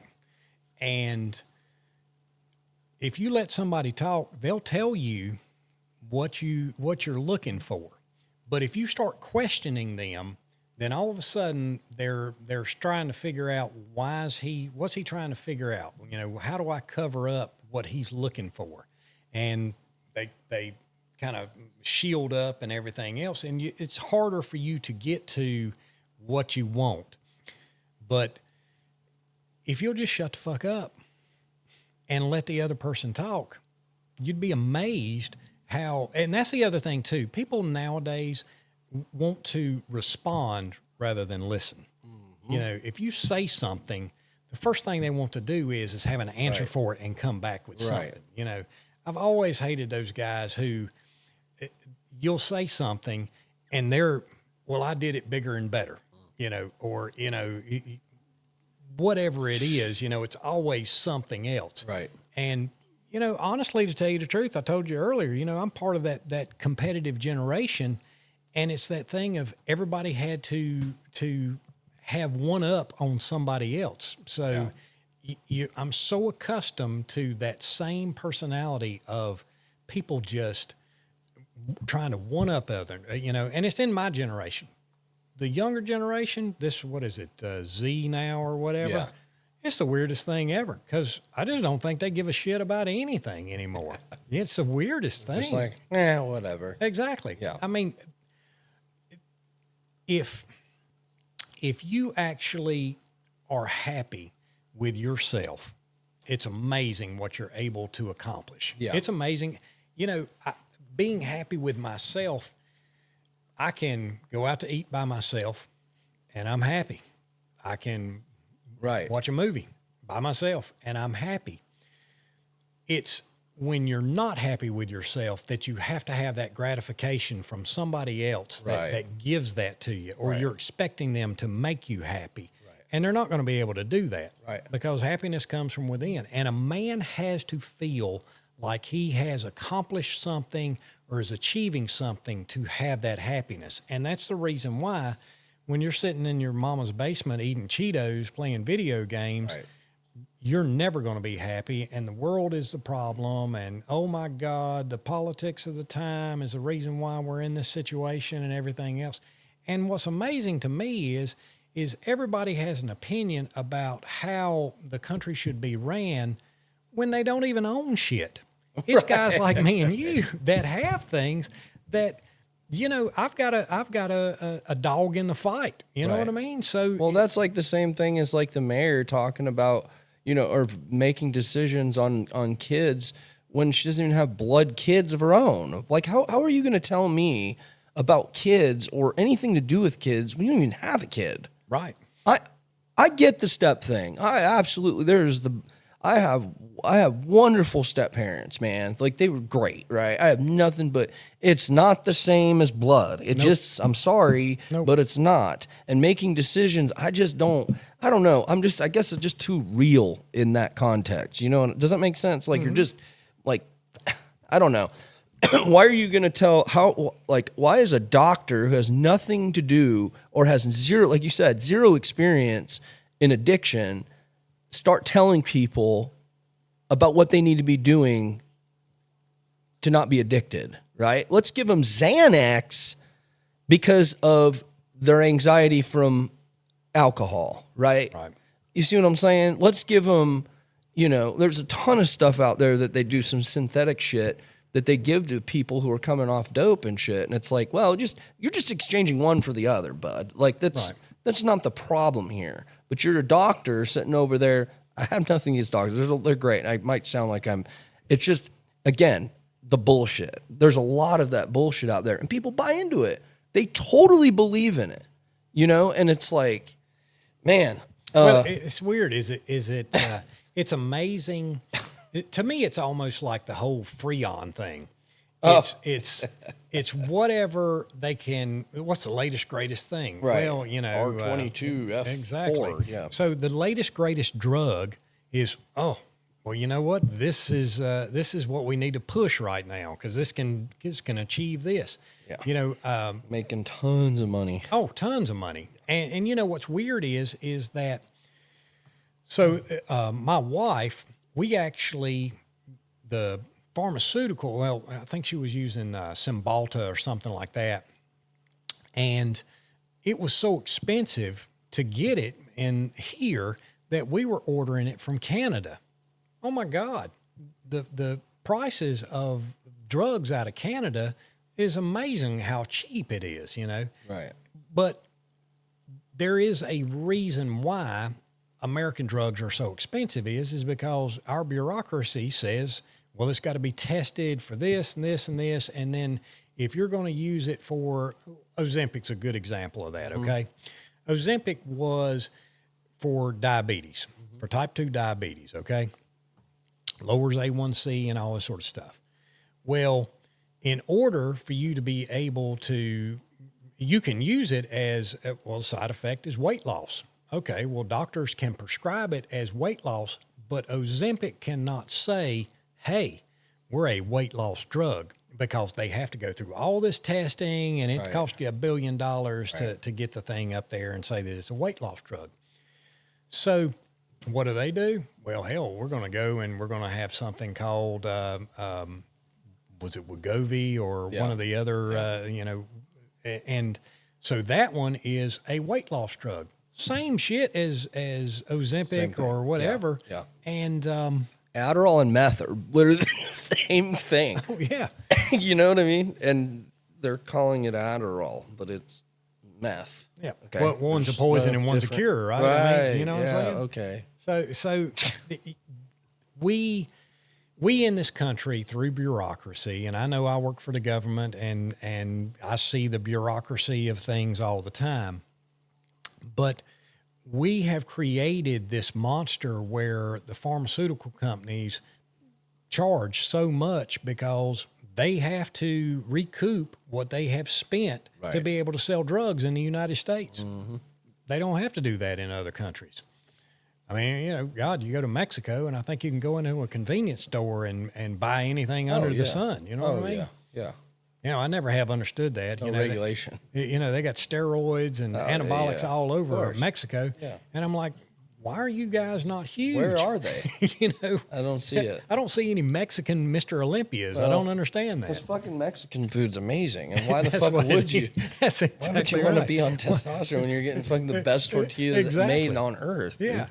Well, I get it. I guess they don't have, they didn't have that Gen X where everybody was in competition to look better than the other ones and everything else. So, I mean, it's just, hey, if you're happy with what you got, man, roll with it. You know what I mean? Absolutely. What? So are you still doing inspections and stuff like that? Mm-hmm. Yeah. How many are there up you?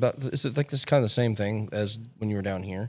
No. So are you doing pools and stuff? Or are you doing food? I'm doing food and swimming pools. And, so I still do pretty much because you were everything. Doing food trucks. Right? Okay.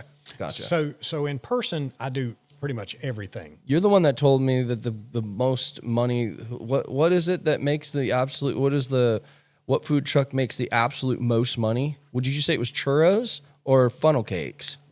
You're the one that told me this. Yeah, funnel cakes. It would be any type of a dessert truck, because if you look. Crazy. It was like a crazy statistic. It's unbelievable. It's like you pay like $38. Now, it may be more now because of the inflation prices, but you pay about $38 for a box of funnel cake mix, and you're going to turn around and make about $2,500 off of it, right?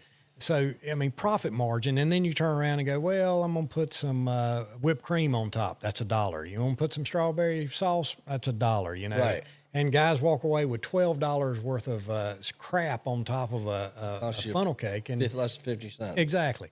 And what's so neat about that is that if you just do desserts, you can show up at a food truck rodeo or whatever else, and let's say that you've got a guy who has a truck and he's doing hot ham and cheeses and everything, hot dogs, hamburgers, whatever, on that truck, but he also has desserts. People never get that dessert, but they'll order his food, eat something, and then go, oh my God, we got to try that funnel cake over there because you are specifically that. Right. Think about it. I mean, Cinnabon, that's all they do. Yeah. Well, people freak the hell out about Cinnabon because it's like, oh my God, they got to have the best cinnamon buns out there. No, not bad. Don't get me wrong. But you go there and they charge you an exuberant amount of money. It's insane. For some dough and sugar. I mean, that's basically all it is, really. Yeah. And it's like, wow. But people are glad to pay it. Oh, yeah. I'm blown away by Starbucks coffee. I mean, crazy. How in the world do people justify, $5 and $6 for a cup of coffee? I saw something. I don't know how true it is, but it showed this guy had a small, medium, and a large, and he filled up the small, and he poured the small into the medium, filled it up to the top, took the medium, poured it into the large, and it filled up to the large. And it's because they shrink the bottom of the cups. Right. And I was like, I don't know how true that is. I saw it. I was like, huh. Well, I've seen That them, would be I've seen them interesting do if kind that's of the the same truth. thing with glasses with I will not go to Starbucks. I do not. Nope. with beer, glasses like at an Applebee's or something like that. They would take the mug, and then you got a tall one that you pay for, and they just take that mug and pour it in there, and it fills it up to the top. So Yeah. it's like it's the same thing, but Yeah. you're paying two different prices because one's a short and one's a tall, but Yeah. you're getting about the same thing. Well, it's like pizza. There's not a difference in the amount of toppings that you get from a medium to a large. It's Right. just spread out more. If you Right. look at how much they put on them, they're basically the exact same things. Yeah, true. And then cheese. Guess I didn't think about that. Yeah. But you're paying half the price, or not half, but a third less of the price on a medium than what you do for a large. Yeah. And man, I'll tell you, there's some pretty good food trucks around here now. Like the guys are doing really well. There's that Taco Bros. Yep. They do a great job. We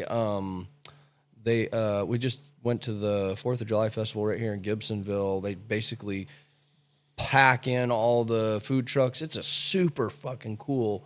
I was like, damn, this is actually like a legit old time, like tons of food trucks and rides for the kids. And they do a big old fireworks show. The city puts it on. I was like, this is awesome. Like, it was like really, really cool. For a small town, it was one of the best fireworks shows / events I've ever freaking been to be honest. It's amazing how these small towns can do that stuff. I've been to It's some great. of these zombie shoots. Have you ever been to a zombie shoot? So it's kind of like a 3-gun kind of thing. Yeah, I but think maybe I have. It was real hot whenever the Walking Dead was real big and Okay. everything else. So what they do is they put targets up, and then Okay. one of the targets. It's not the one where you put it on you like a 3D. No. Okay. No. This is an actual live fire thing with Okay. a firearm. Oh. And so you run through this obstacle course, and they'll have, say, a white target is an uninfected person, and then you'd have a zombie, which is a red target that is either close to that individual trying to bite them or whatever, and you got to do headshots and everything else, and it's a fun time. But at the end of it, they break out the kegs and they put up. They get live bands out there and everything, and it's a fantastic, good time to be out there. Oh, wow.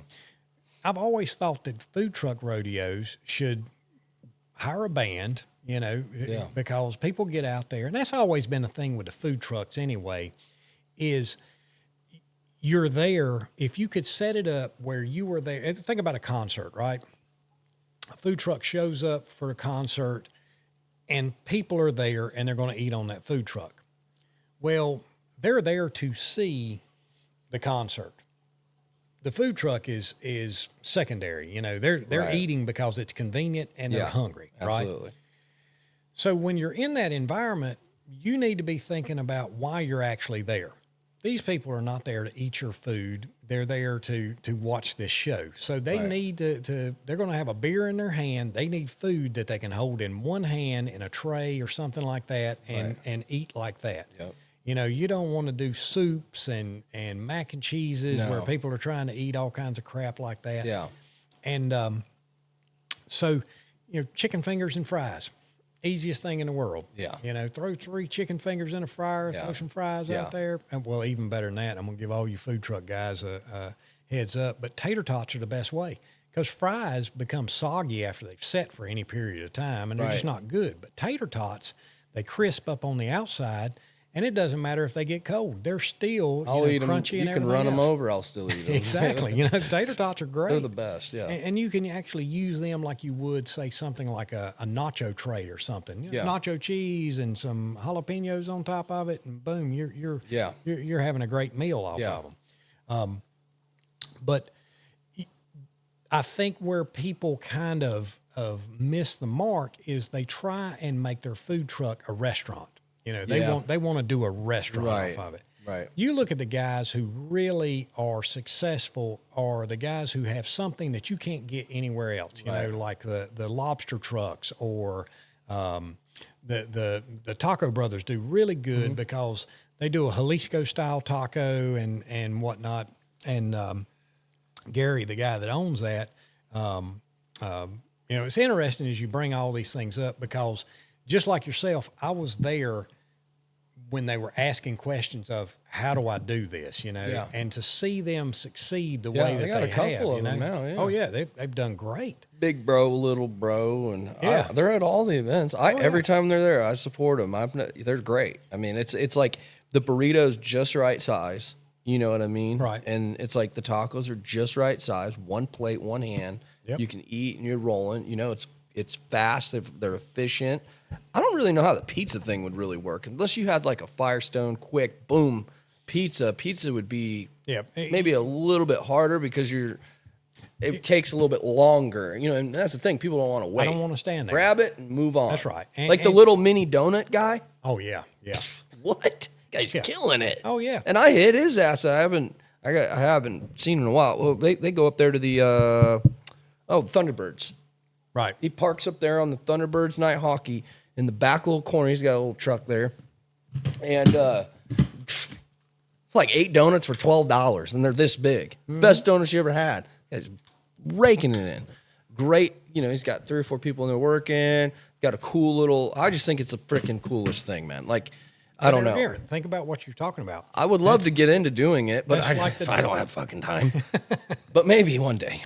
Yeah. But they kill it. I know they make some good money. I wrote down the math one day, and I'm like, damn, like that's not bad, really. The money that they make is, and it's a lot different. But winter comes in and things like that. I got a buddy who's got a hot dog stand, and he struggled right at the beginning, but now I think he's kind of starting to. He's doing pretty well for himself now. I think he's actually thinking about getting a second one. Hot dogs are easy. You make a good slaw, good little chili, something real simple. And, people, I mean. So has he got a cart? Yep. He's got a cart. Yep. You may know him. Joe Brigden. He's, what the heck's the name of his? Shit. Wow. He's going to kick my ass. But anyways, he started it. It's been a couple years now. So you've been gone. You may actually haven't met him, but no, he's doing real good for himself for a little hot dog stand. And he, again, company guy, wanted to go out on his own, and he's making it work. And it's really cool to see. Anytime we've supported him, we've had him up at the tattoo shop before. Just trying to help out businesses and stuff like that. Like we haven't had a food truck up there in a while. But because I think a lot of the food trucks around here, honestly, that I've called.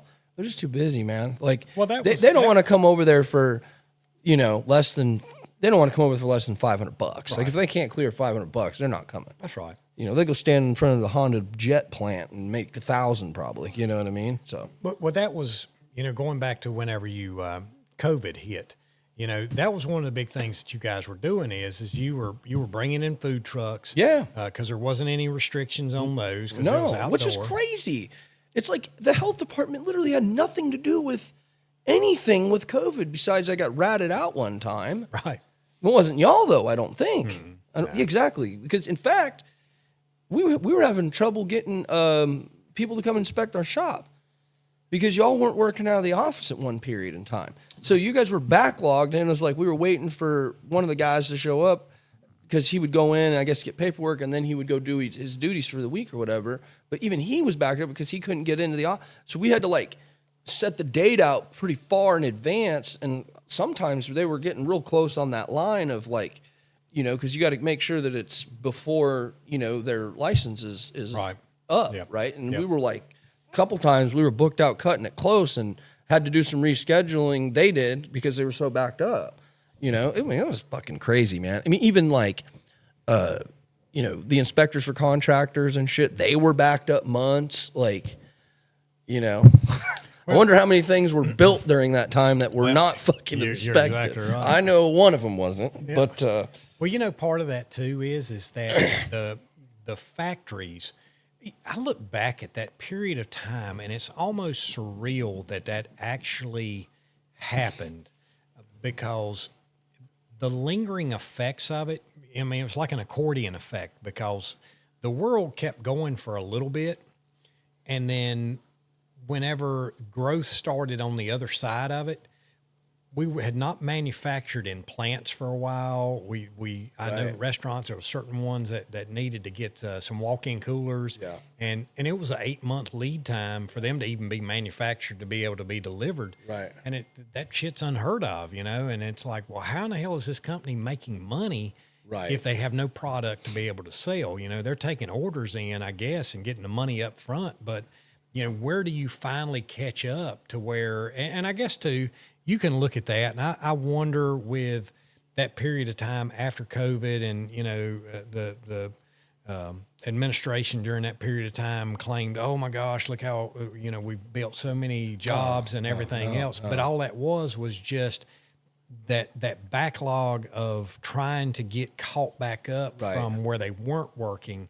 So, you had all this growth during that period of time. And then, once you caught up, then it's like, well, I mean, you see how many restaurants closed down in California. oh, yeah. I mean, it was like, California's. I mean, I'm going out there for vacation for next week. California, we leave this weekend, and Well, God, I mean, I don't even want to fucking go spend my money there, but I've already done fucking paid for everything. Well, but look at In-N-Out, right? They're gone. Like, she's packed ship.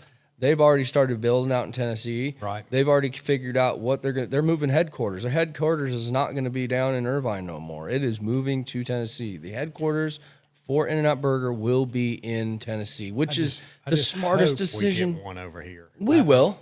We will. I think they're gonna come over here. I mean, for sure they're coming over here. Eventually. I mean, we got Del Taco here now. Right.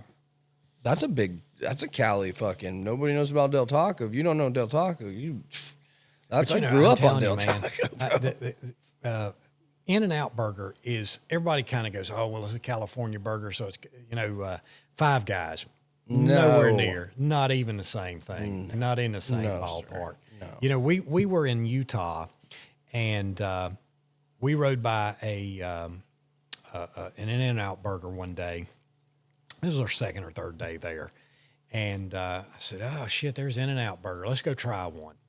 We went in, and the rest of the time we were there, we either ate there for lunch or ate there for dinner every day because it was unbelievable. I mean, you cannot, for the price, number one, and then the cleanliness and the service and everything, these people have it that you think Chick-fil-A has it all together. No. In-N-Out Burger they're tops, man. They're the top of the food chain when it comes to a quick, fast burger that's no bullshit. Like, it is a straight up, like, they've been using the same manufacturers since they started. You can't find their cheese. They have one place that makes their cheese. They have one place that gets their bun. They have one farm that they get their patties from. Like, everything is specifically, and that's why they're able to come to Tennessee, because they have a place in Dallas now where they can go ahead and ship everything out of there. And I'm almost curious to know if they like fly it.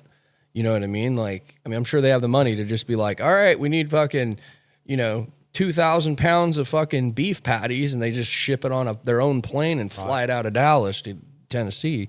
But no, like, they're interesting. Did you know that they were the first company that invented the drive-through microphone that you spoke into? Really? Yeah, they're the first one. So originally, I read their book, and originally, they're big into racing. Did you know that? Mm-hmm. Like, their family's massive, like, race car drivers. Like, they do the 100-meter run or whatever, drag racing stuff, big time. And so Lindsay Snyder's the one who owns it now, and she does a lot of drag racing. But so back then, they would have to remember the name of the car and what style it was in order to get the food out. So, you'd pull in, you'd order, and then they'd say, order for the 1962 purple Plymouth or whatever. Right. So you had to memorize all these orders plus what the car was, make, model, and that's how they did it. And then they invented the microphone where you talked into it, and then they started the order system. And so they were actually, I don't know if I don't know if it said they were the first, but I think they were right there at like they kind of before it was you talk to someone, then they would remember you for talking to them, And then they invented being able to talk into this, and then, started the ordering system. So they were almost like a Sonic at that time, with each kind of, individual. Yeah. The other thing I think is interesting about them is just like what I've got on here. Harley Davidson, one of the big things that they do is every dealership has a dealer shirt. So it's kind of that thing is if you're a Harley guy, and you visit a location, you want to get a dealer shirt that has their logo and all that sort of stuff.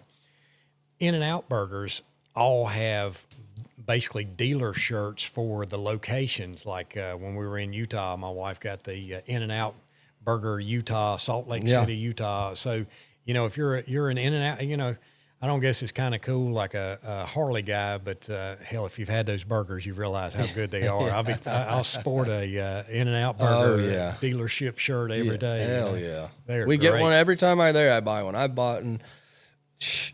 I've eaten there so many times, and I've bought so many T-shirts. I mean, that's all my dad wore when he grew up. When he wasn't at work, he always had an In-N-Out shirt on. That was his favorite restaurant. We didn't have the closest one was about an hour and 20 minutes from the house. There were some times where we would just get in the car, go down, and out, drive an hour and a half, eat lunch, and come home. Every time we passed one, we were eating there, whether it was dinner or lunch. That was just the way it was. We were going to the beach, we'd stop at In-N-Out, we'd eat.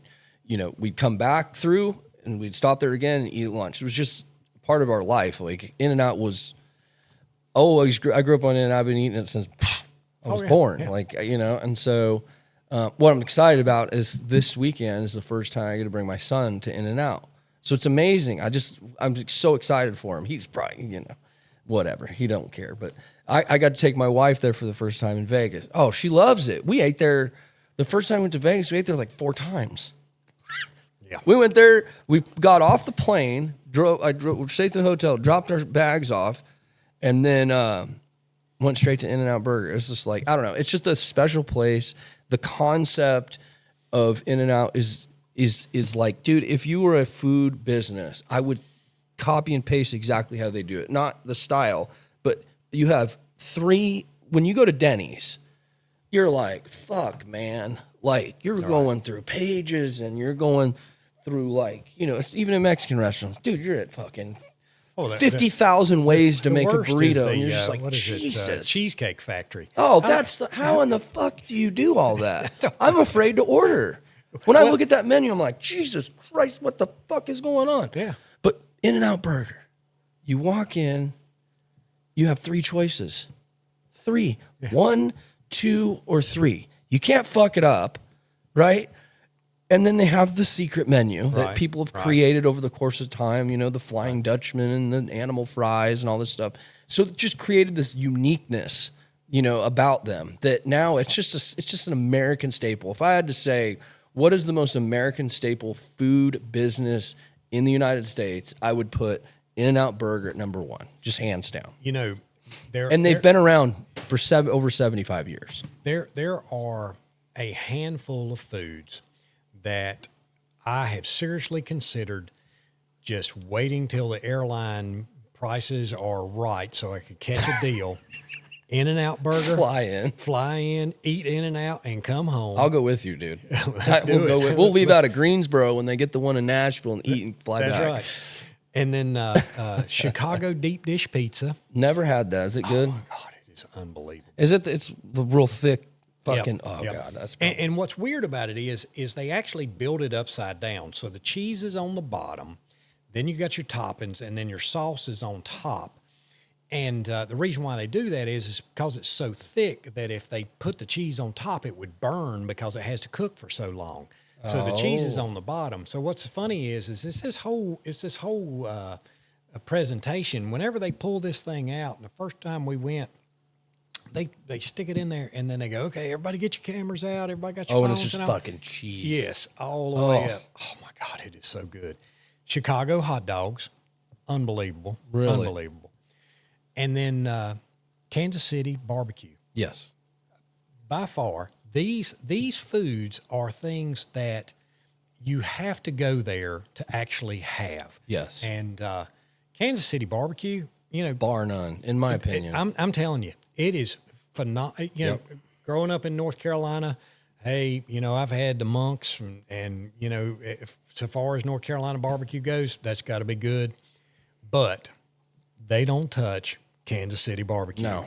I'm telling you, and it's that, and honestly, it has to do with the sauce, Yep. and Kansas City has more of a tomato molasses base. Yep. And it was designed because the food out there, the barbecue out there is beef. You get brisket and beef ribs and everything else, and pork is kind of a secondary. That's right.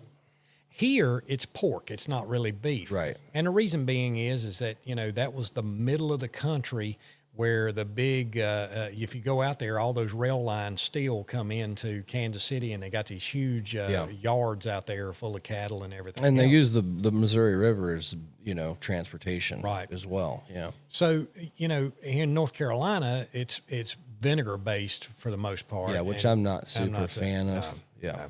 And the more eastern that you go towards the coast, it becomes even more. And then it's like vinegar with some spices in it. And it's like, what in the hell is that? Watered down, I don't like it. I mean, I come from West Coast, so it's, Right. Texas, my family, half my mom's side of the family is all from Missouri. So, of course, growing up with Kansas City barbecue, you can't outdo a Texas brisket. You can't do it. Goldie's, I would love to go there one day. Shout out to Goldie's. I really want to go there. They are apparently they have that's the place for brisket.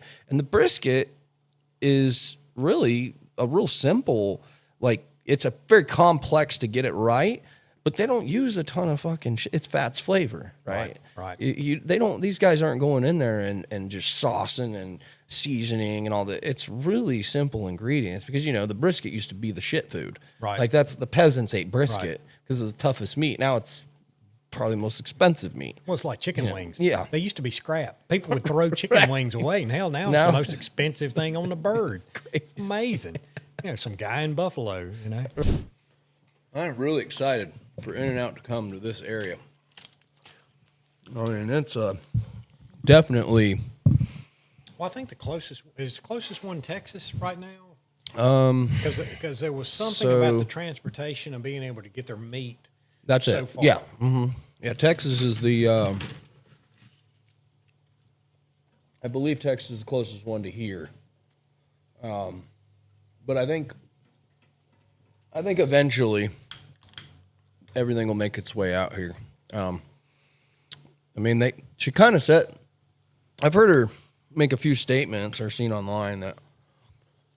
They're only going to go as far as they can get with because they're trying to get the freshness of the product out here.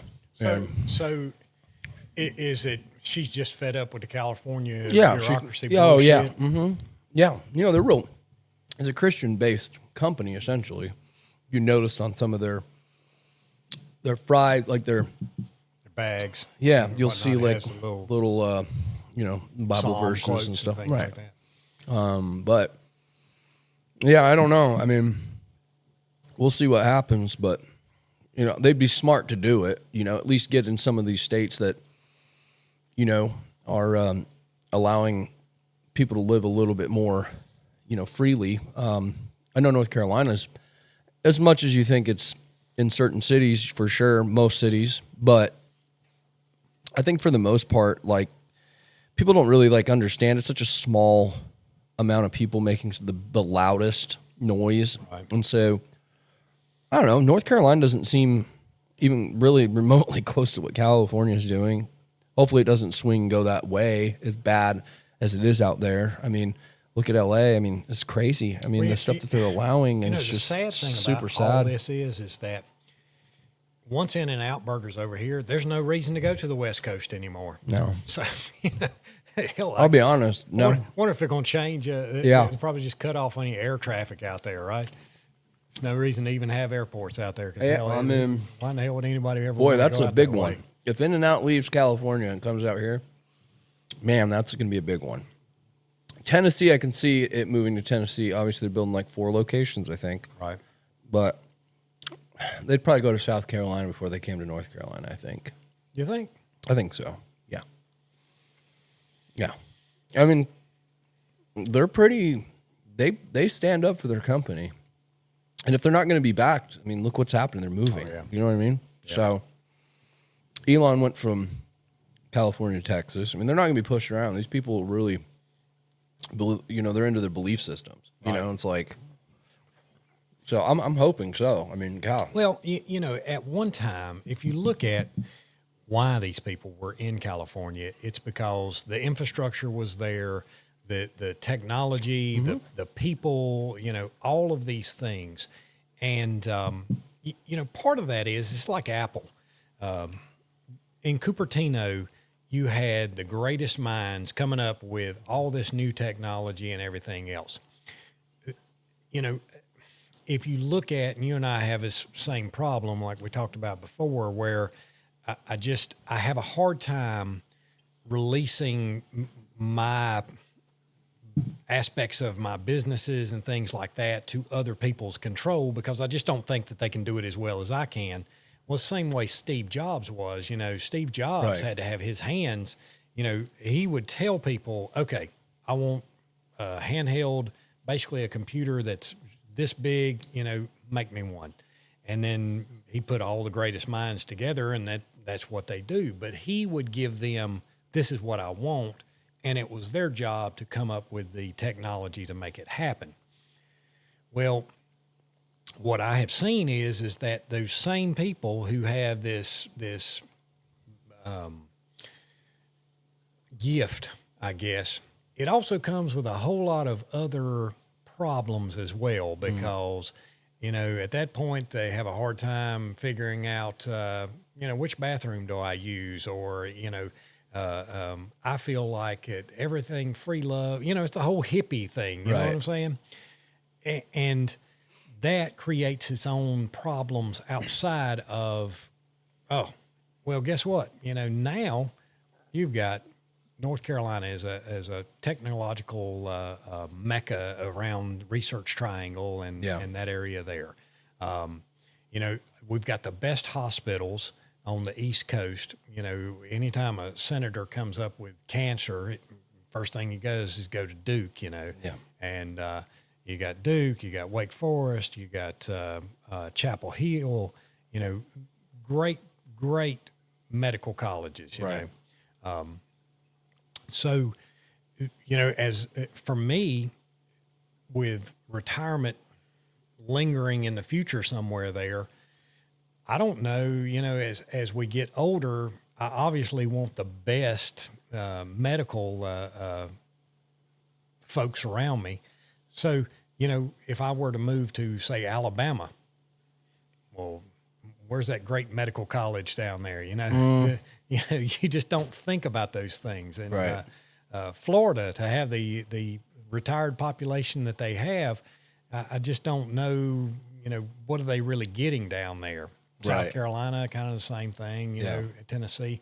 But whenever you think about technology and medicine and things like that, North Carolina is that place. Yeah, for so, sure. I foresee in the future, and right now, Microsoft is building a lot of data storage centers here in North Carolina and up in Virginia as well.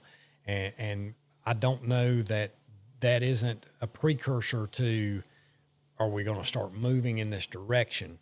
Because here's the one thing about big business. It's all about making money. And whenever you start getting taxed, the more money that you make, the more they're taking from you. It's time to start looking, because it's not that hard for you to just pull up and pull your business away and go somewhere else where you can save $1. Right. I mean, we got pretty hammered this last go around. And,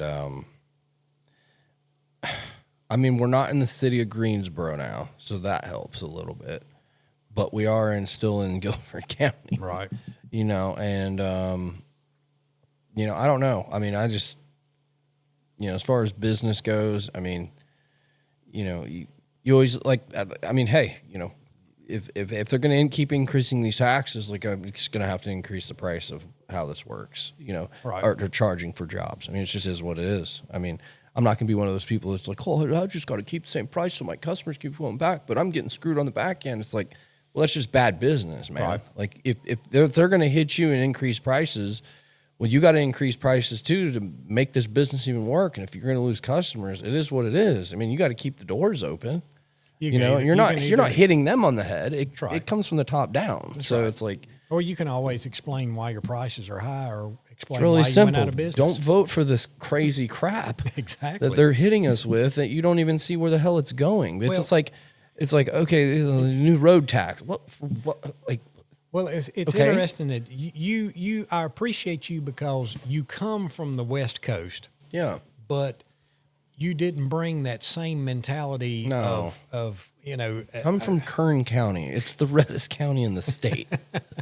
They got one. There's out there? a lot more red. Believe it or not, I've probably met some of the most redneck people ever out that way. You know what I mean? Like, you would think California, man, is a unique place, man. It's like it is, in my opinion. I haven't been to every state, been to a lot. It's the most beautiful state in the United States, bar none. It has, it's got the Aspen Mountain look. It's got the beautiful beach with waves. It's got the desert lands. It's got, it's just the most beautiful place in the United States. And it's just really where all the problems are there's just the bigger cities, San Francisco and LA. You get down to San Diego and stuff, and believe it or not, it's not really. You got to think San Diego's a military place, right? There's a lot of fucking retired military there. There's a lot of still service members. They don't tolerate a lot of that stuff. So you don't really see it down. And in the beach communities and stuff, you don't necessarily see that the homelessness problem. I don't know yet. I haven't been there. We'll see what happens next week. I'm really interested to see like how some of these beaches are that I'm going to be going to. And just I want to get my eyes and see what the hell's going on. It's been 10 plus years since I've been there, so I have no idea what this place looks like. And I see pictures and things, but I want to see like for myself, like, is this really going on what everybody says? Because when I talk to people back home, they're like, you wouldn't believe this. This is the craziest shit. I mean, there's a desert, I don't know, my hometown told me this. So where Ridgecrest is like, if you come out of LA, you're going to like Palmdale, Lancaster. I don't know, maybe you haven't. But you come out of LA, you kind of go through like Palmdale, Lancaster, and then you hit like, basically from there to Ridgecrest is like nothing. It's just desert land. And they've just built. Where really, eventually, it's all going to kind of connect, right? Well, I mean, I heard that they were kicking all the homeless people out, and they're just like living, thousands just living out in the desert. I could be butchering the number, but they're just like all out in the desert now. Just shit everywhere, broken down RVs, tents, like just in the middle of nowhere, like where it used to be just like beautiful, like desert lands, and now people are getting out of the city and literally just living in fucking no man's land. And you're just like, everyone's like, this is just the most disgusting thing. I mean, homelessness is terrible there. I mean, like apparently it's just so fucking overrun. Like literally people are like, yeah, there's this guy shitting in my front yard today. Like it's like that bad. Yeah, well, isn't there an app where they mark where human shits on the sidewalks and everything else so that you don't step in it? Probably. You can actually use it to walk to work. But the problem is like it's so expensive to live there too. You know what I mean? Like there's college kids living in their cars in a parked place where they're paying at a fucking meter just because they can't afford to fucking rent a fucking place. And I'm like, is college that serious? Like, do you have to like live out of your car? And like, I've seen videos of people like getting ready to go to their classes where they're living in their car because they can afford to live but they got to get that education. I'm like, do you not see the fuckery here? Like, you're living in a car. Like, I get it. You can still live in your car. I'm sure you're happy, whatever. But you're paying thousands of dollars to this fucking institute that's going to give you a degree that, what's the percentage of people using their degrees nowadays? It's like a low percent. I don't know, man. We'll see. I mean, Gavin Newsom's just a fucking, that guy. What the fuck? How are you? I mean, you pushed in sand in a skate park. That shit pissed me off, dude. Right. Fuck that. It's amazing that we as Americans don't realize some of these things. How big this country is, and you don't have to stay in California. You don't have to stay in areas that are oppressive. No. Everyone's like, oh, I'm so broke. I don't have nothing. It's like, bro, move out of that motherfucker. You don't have to stay there. You know that? You don't have to, because your mom lives there? So you're going to sit there, be broke, have no money, right? But your mom lives there. Right. What the fuck sense does that make? You still on tit? Well, you know, it's that thing of we're talking about another generation because, Yeah, not the same. you know, one of the weird things as a man, let me give you my 54-year-old. This is how the world works for Send it. for a Gen X. Yeah, and by the way, for everyone listening to all this, there's just opinions on a lot of stuff. Yes. The statistics are probably far off on some of this stuff. So anyways, you don't got to listen to us. Swipe to the next channel. Yeah. Google it and check the information. Right. yourself. Could be wrong. I don't know. So, you know, when I became of age, for me, you know, I'm a Helms, and in Union County, the Helmses are everywhere. That's kind of where if you look and go, hey, is this guy Helms? Well, you know, I may live here, but you can find my roots all the way back to Union County. All of us came from that kind of area there. Well, the problem with that is how do you know that you did it on your own? Because, you know, as when I was a young man, when I needed a job or I needed whatever, all that had to happen was my father made a phone call because he knew a guy, and boom, I had a job. But whenever you become a man, and to really know that you're a man, you have to get outside that influence that your father or your family is able to help you. And it's that thing of you've told me before, you know, you've got to do this on your own. Well, it feels a whole lot different whenever you do it on your own rather than, hey, Dad set me up with this and you know, that type of thing.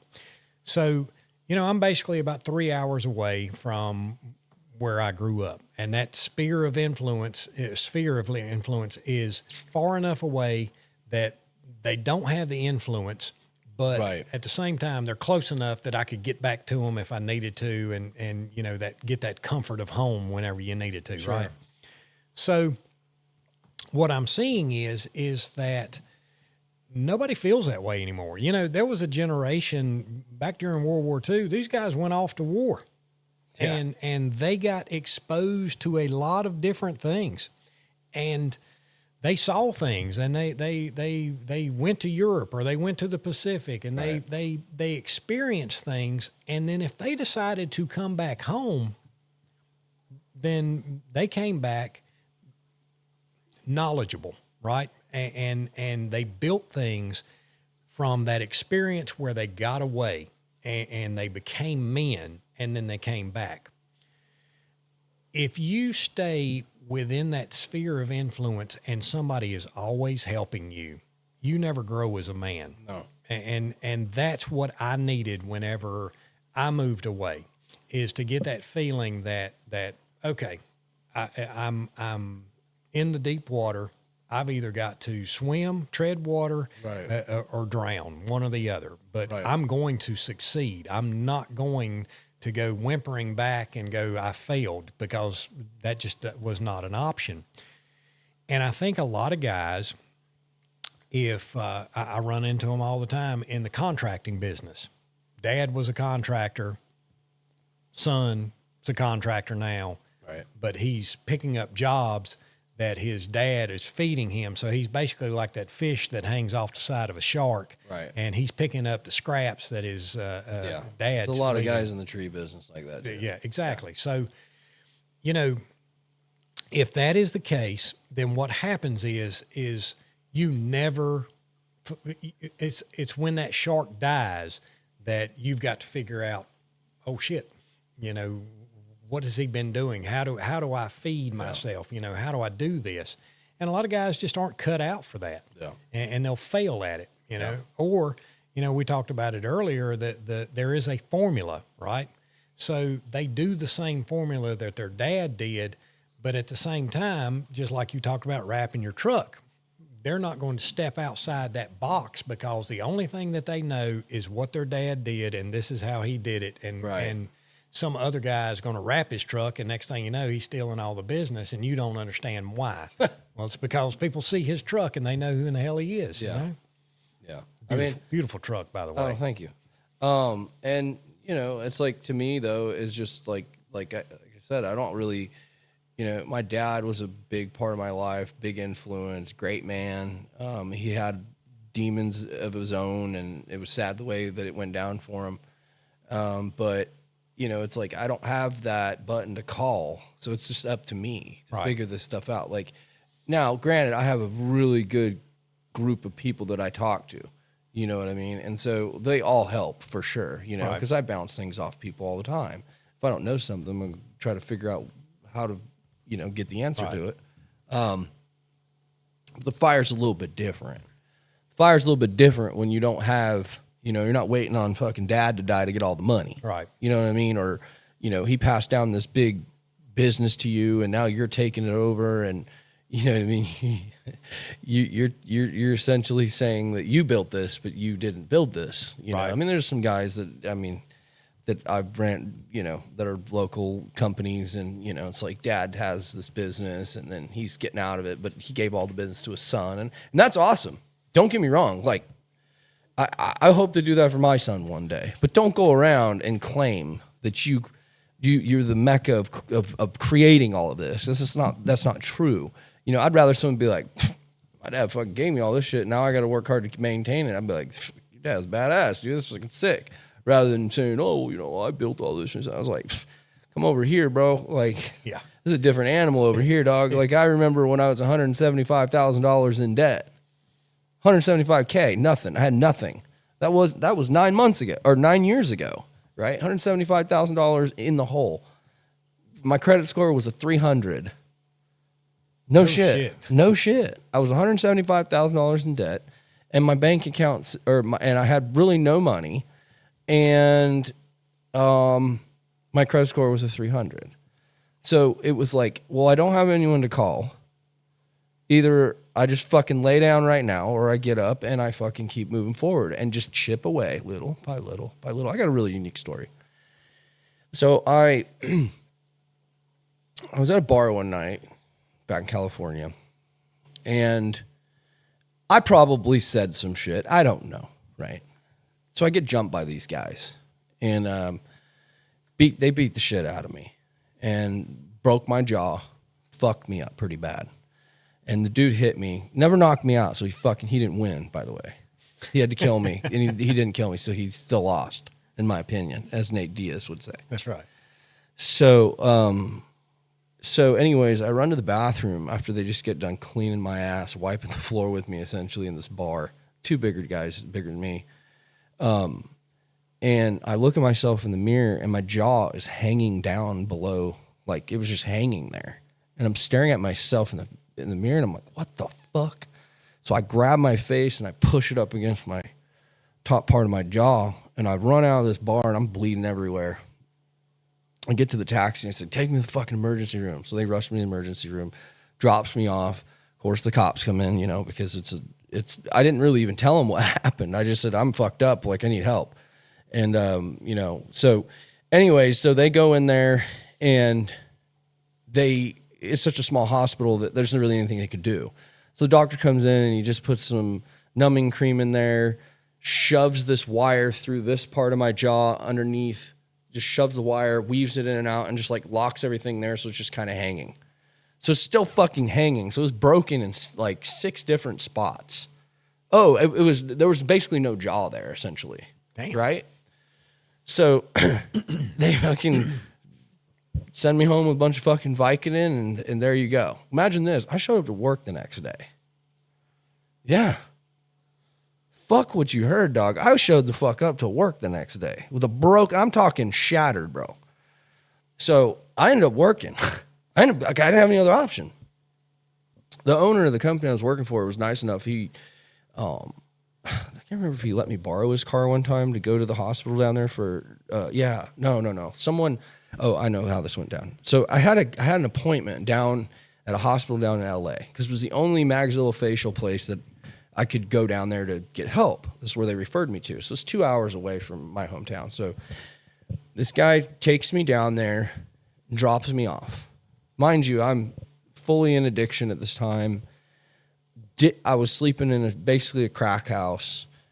And so he drops me off. I said, thank you. And if he ever watches this, he knows who he is. And he helped save my life. And so I'm down there at a level 4 trauma center in an emergency room at fucking 8 o'clock at night.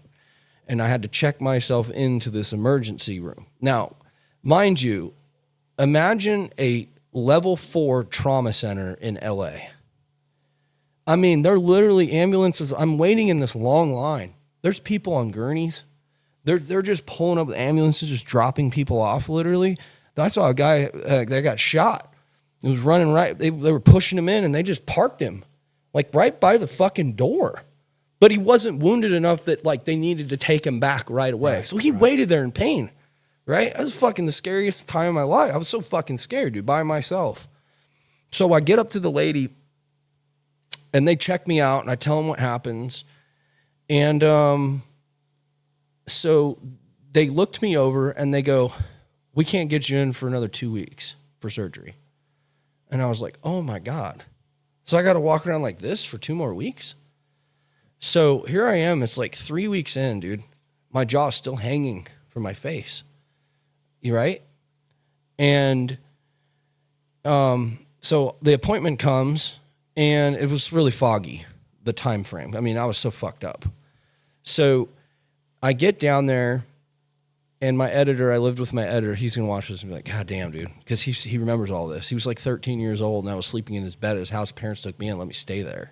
It's crazy. And I love this dude, and I love his family. And anyways, I get down there for my surgery date. My mom takes me down there. I was in surgery for like 8 hours.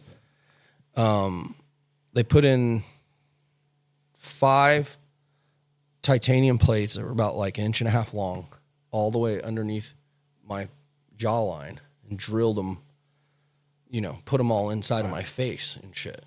And they wired my mouth shut, and it was wired shut for 3 months. So I was sucking out of a straw for 3 months. That's how I was eating. And I don't really know where I'm going with this story.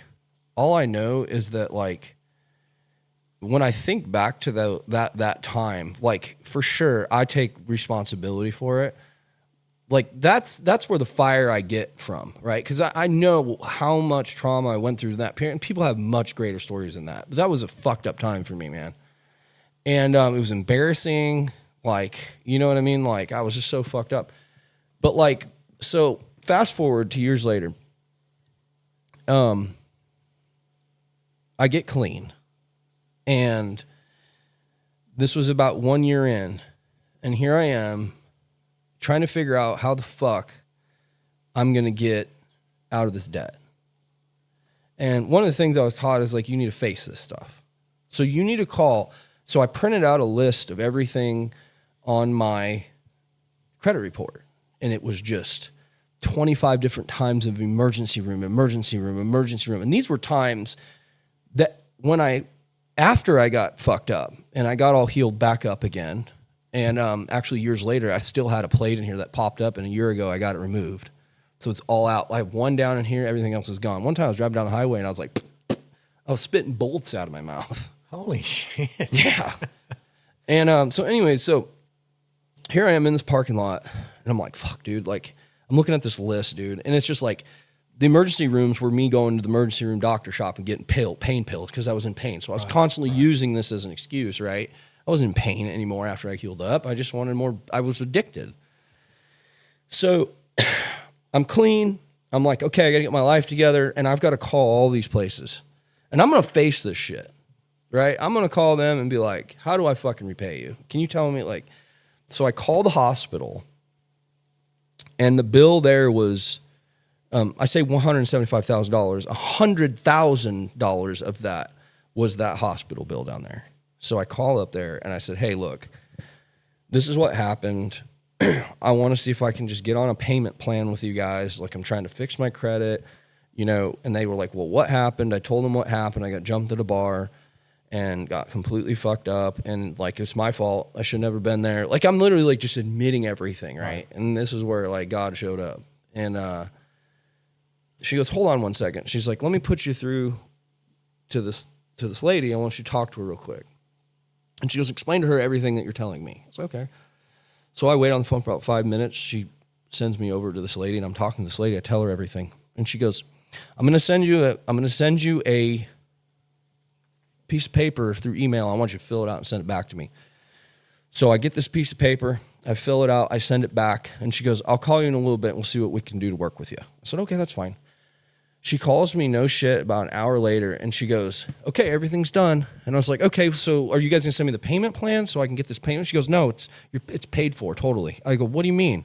And she goes, I sent you through a grant place that does this for people who can't afford, you know, the insurance program, and they just paid for your entire insurance. Or they just paid for your entire doctor bill. $100,000 was paid for. They paid for. So you want to talk about like paying your debt forward? Like, I don't mean to get emotional, but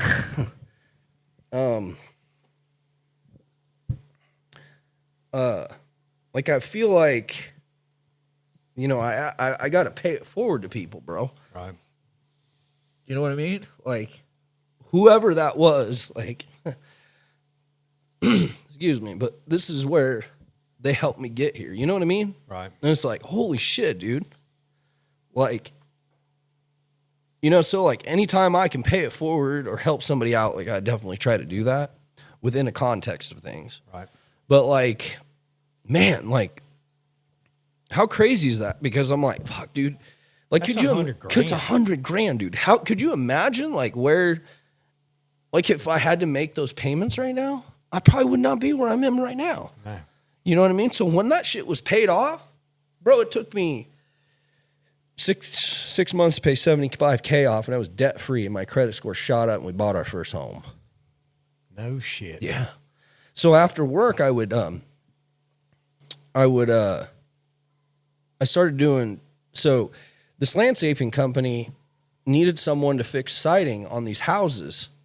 And because the guys would go along with their weed eaters and bust up the siding on the bottom of it. So I was like, well, I can do that. I can repair it for you. And he's like, okay, you can do siding? And I was like, yeah. I didn't know how to do it.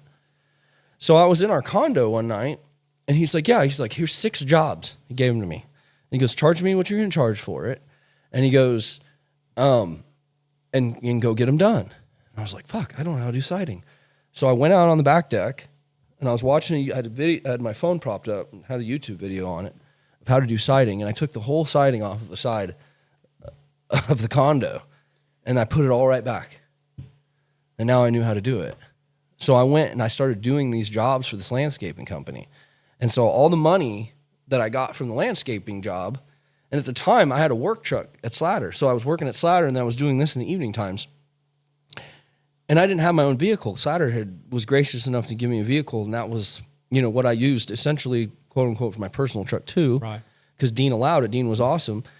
And I would go in the evening times, and I'd park the work truck because I didn't want to go to these businesses with the Slatter truck.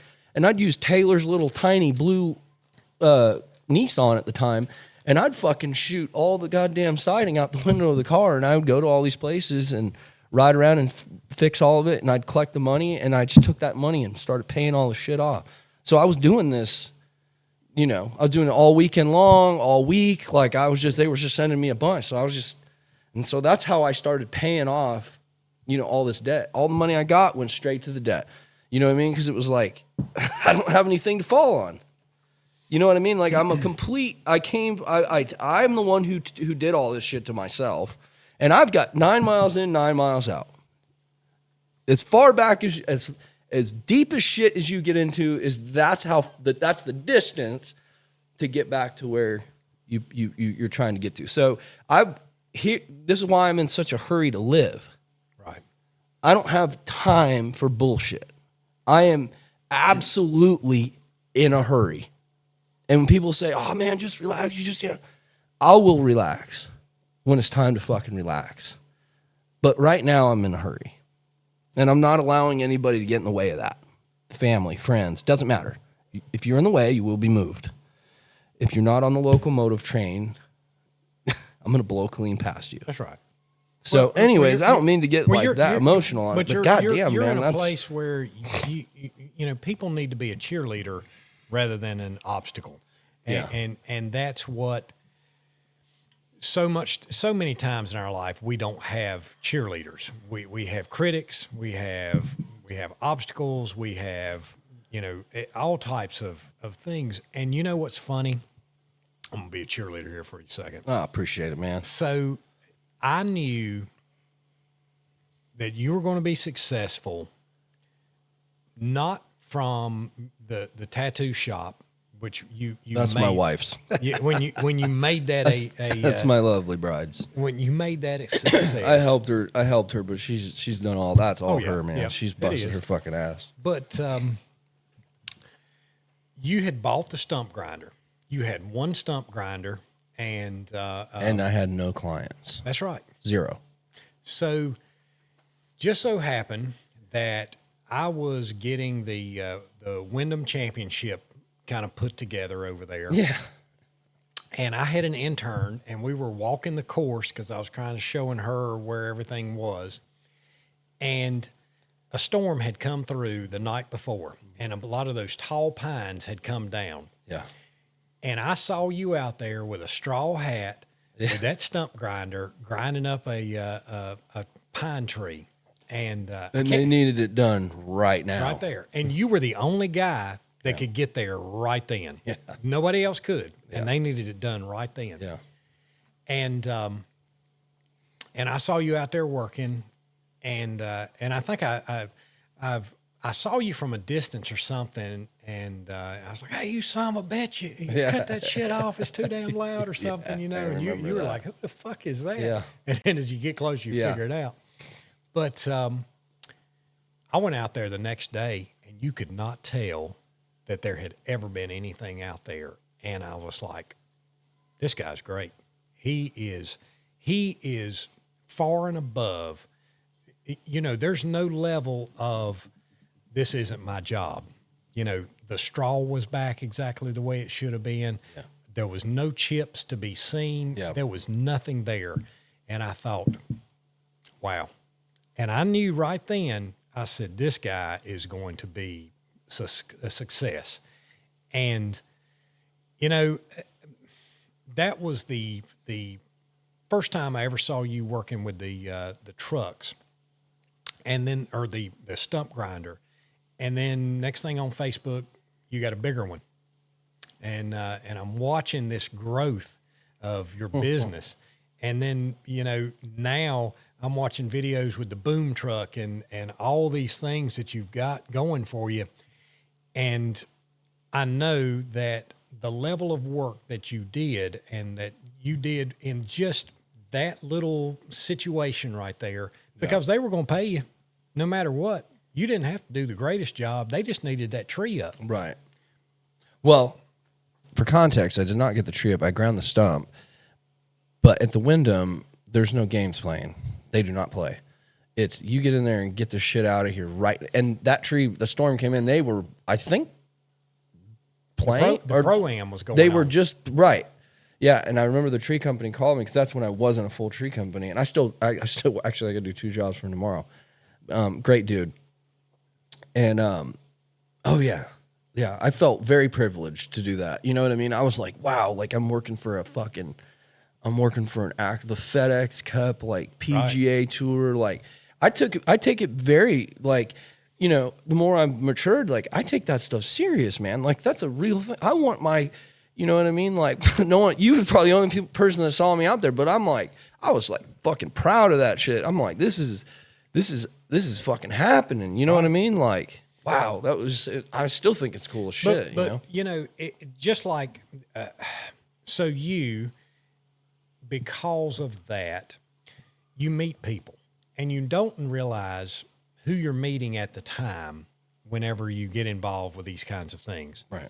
But if you're just who you are and you do a good job, you'd be amazed. Black Dog Arms, blackdogarms.com. Let's go. So when you do a job and you do it well, you know, I've taught classes that had 50 people in it. I've taught classes where I had one person show up for that day. I taught that one person exactly the same way I would have taught the 50 people class. And what's funny is because you do that and you do a good job and you don't compromise simply because, well, I'm not going to make a ton of money today. Right. You'd be surprised how that one person turns into 100 people. That's because they will tell people what you did. And we talked about it, you know, before. You don't want to bastardize your product either. You know, when people are like, hey, can you do it for this or can you do it for that? You know what your product is and you know what your product is worth. So if you ever cheapen it by, you know, I always say this, you know, it's kind of that coupon deal where somebody will go, hey, you get an Egg McMuffin for $1.50, you know. Well, the truth of the matter is I recognize now, well, damn, that Egg McMuffin is worth $1.50 because you're still making money and you're selling it for that. But hell, on the regular part of the week, it's $2.50 or $3, you know, whatever it is. So I'm not going to buy it until it's $1.50 again. You know, that's kind of how that works. And you become that coupon guy or whatever, because people start to talk at that point and they go, oh yeah, well, he did a job for me for this price. And then everybody is coming at you going, well, you know, you did this for this and this and this. But, you know, your product is worth what your product is worth. Right. Don't cheapen it. Right. Deliver the same service. Right. And your customer is that guy that wants that level of service. Right. Not, hey, I want the cheapest guy out here. That's right. That's not your customer. You know?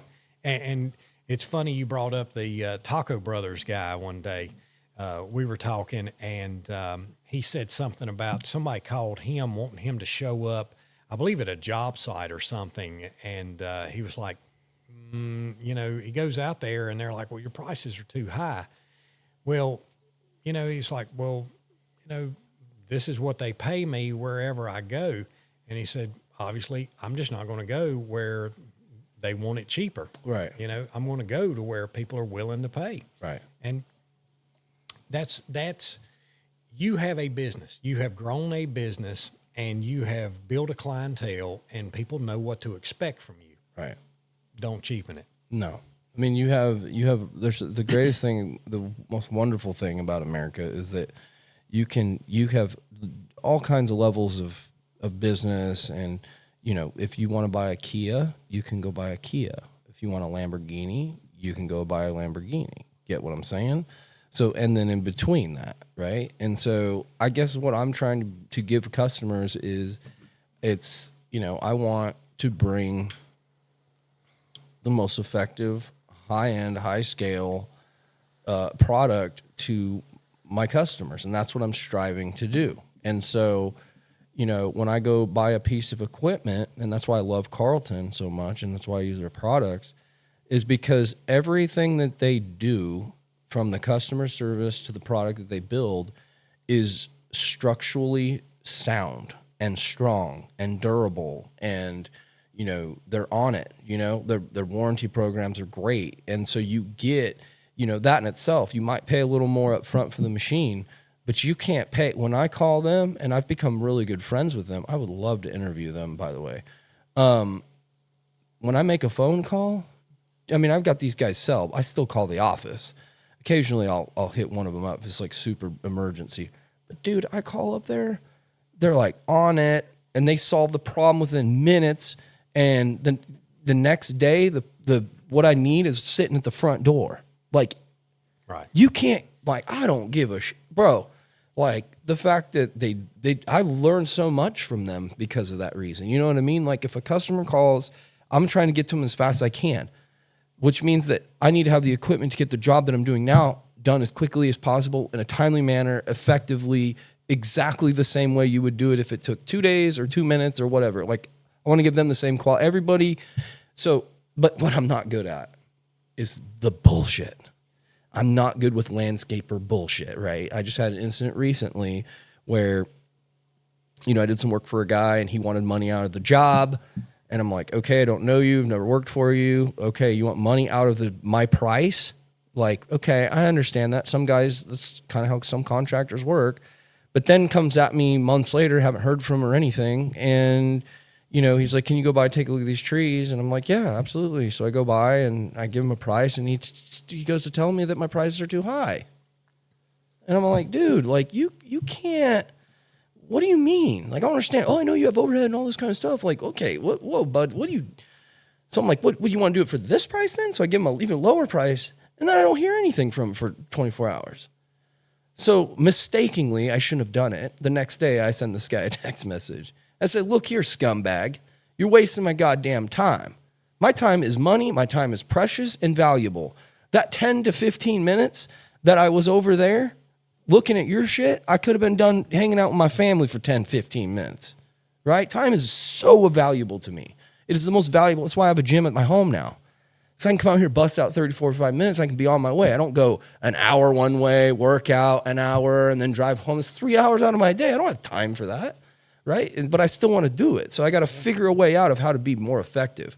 Well, you know what? This guy wants to run me around and try to get cheaper prices out of me and then proceed to disrespect me giving him a price, you know, for this job that I'm like, dude, I'm down the road doing a job for way more than doing the same thing you want me to do.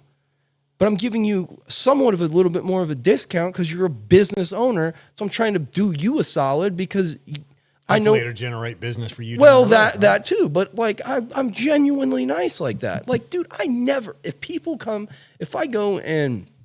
if I have a guy come and do work here at the house and he gives me a price, I'm not a guy. I'm more of a, I'm very like loyal, right? So like, if you're my yard guy for a long time.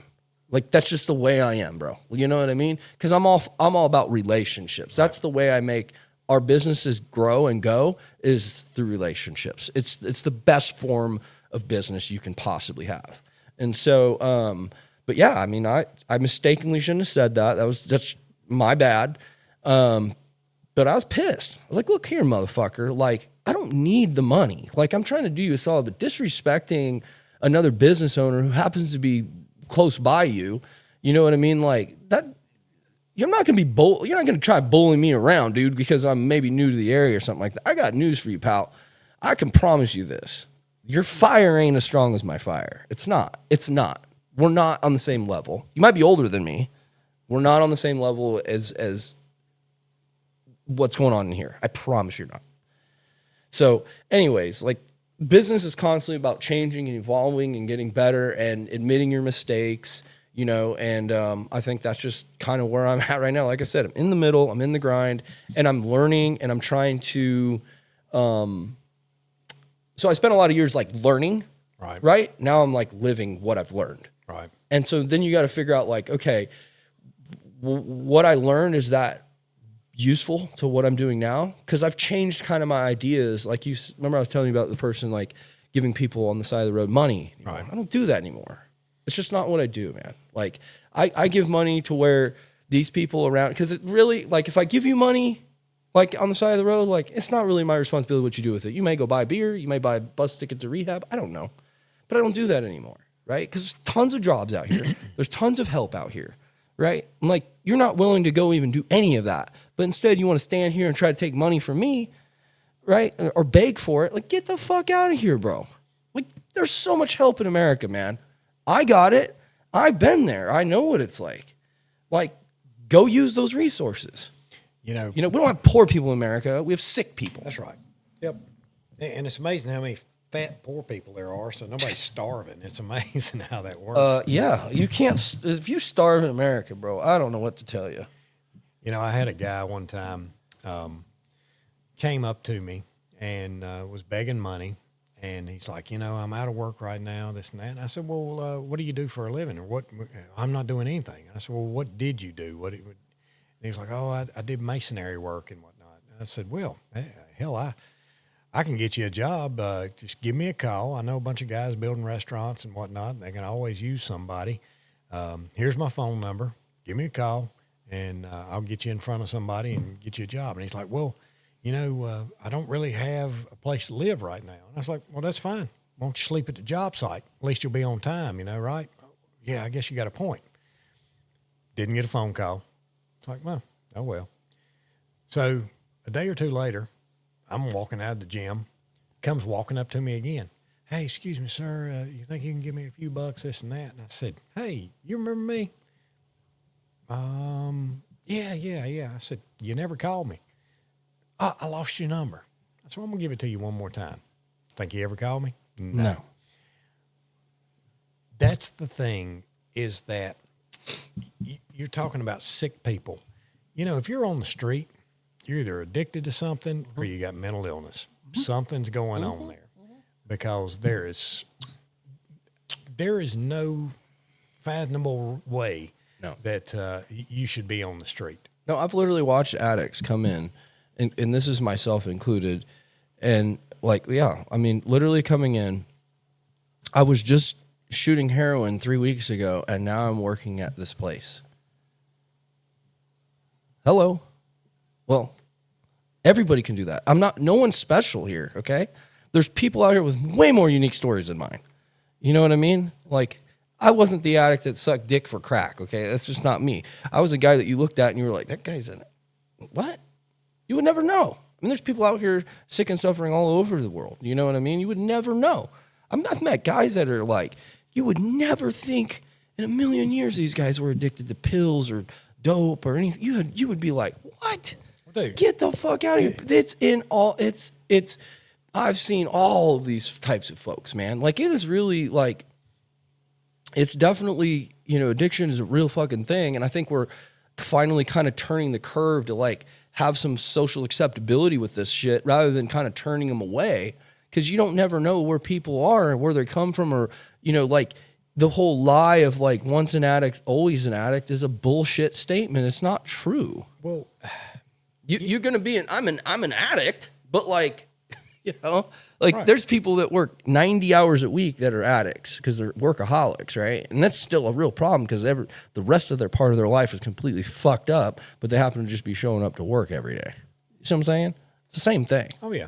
Yeah. It's obsession and compulsion, right? But Repeated fucking cycle of crazy. To add something to that, you look at Wilmington, North Carolina, the amount of heroin addicts there is much greater than it is anywhere else in the state of North Carolina. And the reason being is because the port is where the heroin comes in at. So they're migrating down there to get the purest coming out of that port down there. So, one of the things about controlling our borders is controlling the drugs coming into this country.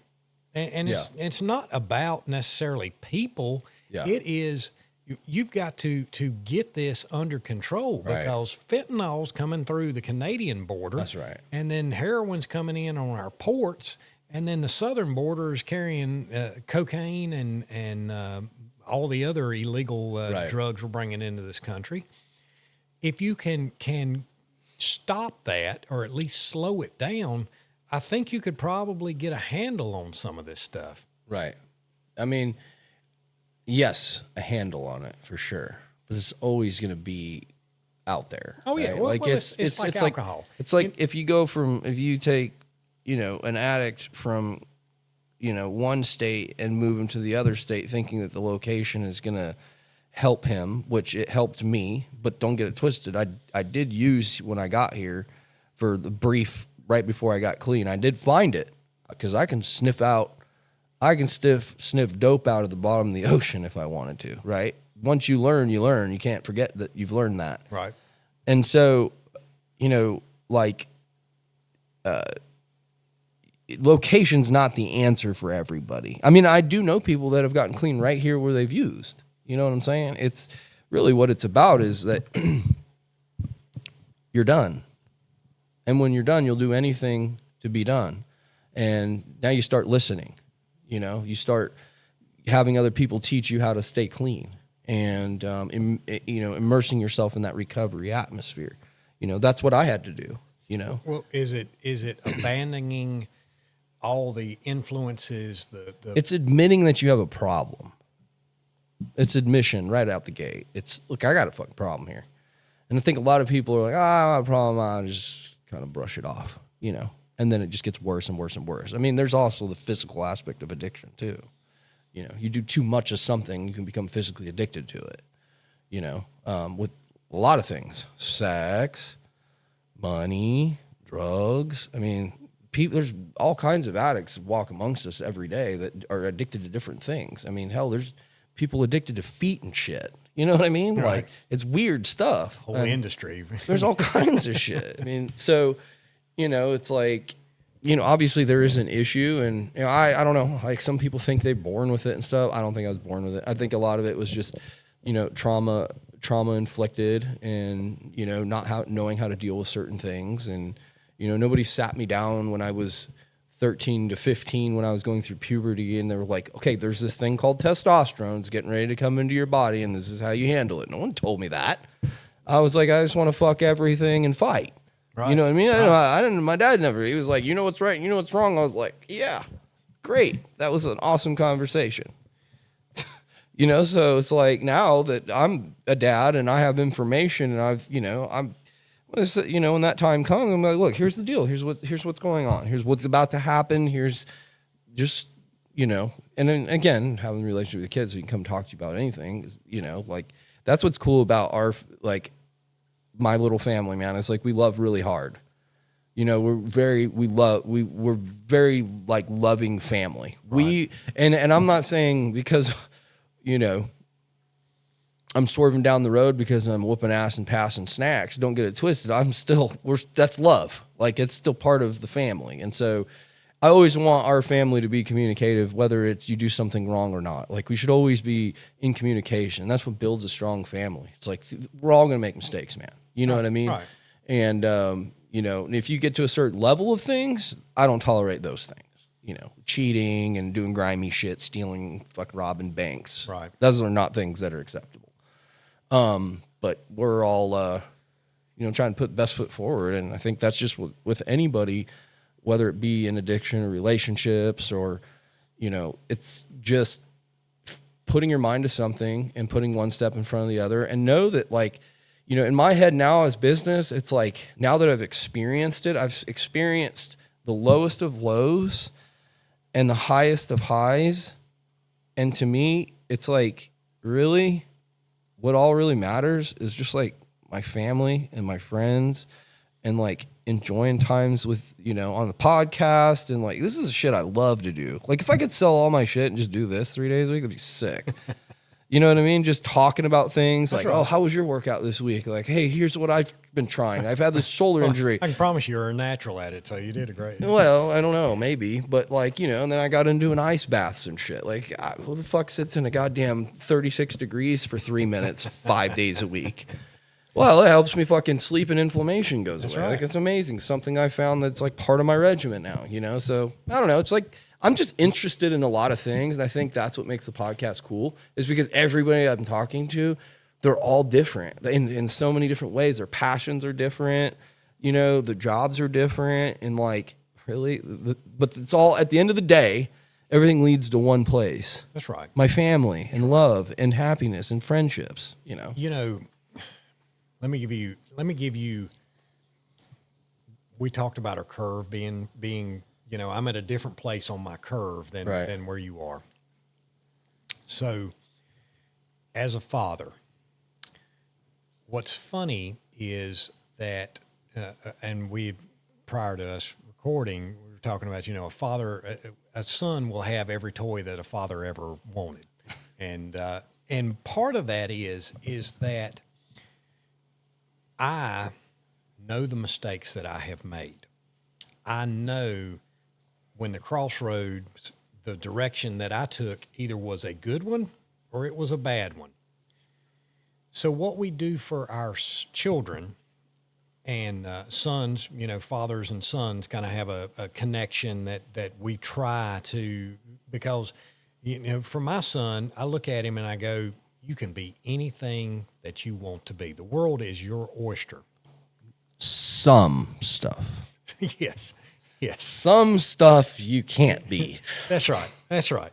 Not they, them, she, whatever. No. You know, Right. the formula. Use the Got it. formula. Formula, right. So, but the problem is that we know what you can be. Right. I know what you can be. I know how you can get there. Right. And as a father, what I want for you is I want for you the life that I wanted to have, but I didn't have because of the mistakes that I made. So what I'm trying to do is I'm trying to knock down every obstacle that I had and help you get to the life that I should have had or wanted to have, right? Right. I want your life to be wonderful. The problem is that whenever we take those obstacles away, part of the reason why I'm as strong as what I am is because I had to overcome those obstacles. Right. That it's like the chick that's trying to hatch, you know, they fight and they struggle to get outside of that egg, and that struggle makes them strong enough to survive once they get out of it. Right. If you were to crack that egg open, that bird would die because it didn't gain the strength that it needed to survive. You know, the truth is that there's nothing wrong with you. Right. You are who you are because of the right. struggles that you went through. That's right. Yeah.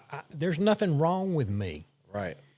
And your children will disappoint you in ways that you never expected them to disappoint you. Right. But what's amazing about that is that you still love them just like you did the day that you picked them up and held them in your arms in that delivery room. Right. That doesn't change. No. And your children will find their way. They'll, you know, we have to realize that they are our children. So they have a lot of the same vices that we have just right. genetically, you know, Right. and it's you know, mine is procrastination and just, he does the exact same thing where he just pours himself into something and everything else can wait. I'm going to right. do this. And it causes problems, but at the same time, there are aspects of it that I look at him and I admire, you know, his tenacity. And he's got that tenacity because there's something in me that's in him, you right. know? Well, in the end, what I think is funny is that I did not realize until I had a child of my own, because you and I first met, you didn't have a child. No. Right? And we talked a little bit about faith and spirituality then. But when I had my child, I realized what unconditional love was. Yeah. And I realized what God must feel like for us, because just like me, trying to you know, have this wonderful life for my son, I tell him how to do it, but he's going to do it his own way. Right. My problem is God laid it out there too, but David wants to do it his way a lot of times, and it doesn't work out the best. But when I do follow the guidelines, the rule book, as right. you know, when I do that, it's amazing the benefits and the things right. that I find. And you know, we had talked about this before, you know, just simply because you believe is not good enough. You have to live that. Correct. And somebody you shouldn't have to tell somebody that you're a man of faith and what God has done for you. They should be able to look at you and be able to tell, wow, there's something different about this guy, you know. And if if that opens up that ability for you to have that conversation and tell them why, like what we talked about earlier, where I said, there's a hole, an empty void that you're trying to fill with everything that you possibly can, but it's not going to do it. Right. But whenever you have that opportunity, if somebody looks at you and goes, man, I want what you got. Why are you where you are? And that, where we talked about, teaching people to hunt and to do all these things, you're in a position that when you get to where you want to be, people are going to look at you and go, how did you get here? Right. It's your job to share. That's right. Well, let me tell you. And anybody who is successful doesn't say, well, hell, I woke up one morning and I said, you know what? I'm going to start gnarly tree service and boom, it was a success. The way they say it is they go, well, let me tell you, I started a business, got about 2 years into it. I made some mistakes. It failed, but I learned. And then I started this business. Right. And then, it's not about instantaneous. It's you learn from your mistakes and you continue on. Well, that's the thing, is that your children should see, okay, and you got to be open and honest and go, look, I failed at this. This was a mistake and I should not have done this, but I learned from it. So guess what? But this part of it worked really well. So what we're going to do is we're going to do this, but we're not going to make this mistake again, and we're going to do this. Right. And then that's how that's success. And eventually something catches traction, and boom, we're sitting in a podcast studio shooting a podcast right now. And it's not because of anything that was, oh, wow, this was easy. None of it's easy. No. And the work has to be put in. Yeah. And there's so much in life that we struggle with, and you've got a great vision as to the family comes first. All right. And it should always come first. You should never miss some life part of your son's life, right, where a ball game or an award ceremony or something like that. That's all number one. Yeah. That's always number one. Because I can tell you, your son's never going to remember the toys you bought him, or the money you spent or anything else. But he'll always remember, well, Dad wasn't there whenever I hit my first home run, right, or Dad wasn't there for this. But he will remember if Dad is there and right, the joy in your eyes of their successes and things like that.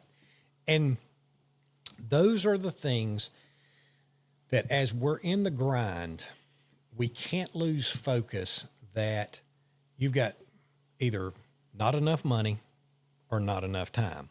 Right. And you've got to get to a point where you've got both. Right. And that is the ultimate goal, right, is to find that, we talked about it the other day, and you made the comment that people talk about all this stuff that money doesn't buy happiness, but it buys a lot of toys that make you happy. You know what I mean? Yeah. And there's a lot of truth to that.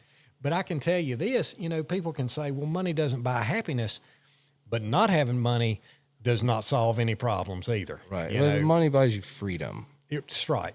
I mean, that's what it does. It buys you the freedom to be able to do things, and to, unfortunately, like, there's some things that I want to do in life that cost money. So in order to do those things, I have to go out and work hard to have the money, right? So, and I obviously want to give my kid the, best like I possibly give him. And, we built our businesses and now the way we're at now is so that, I can do all those things. You know what I mean? There's no job that's too important.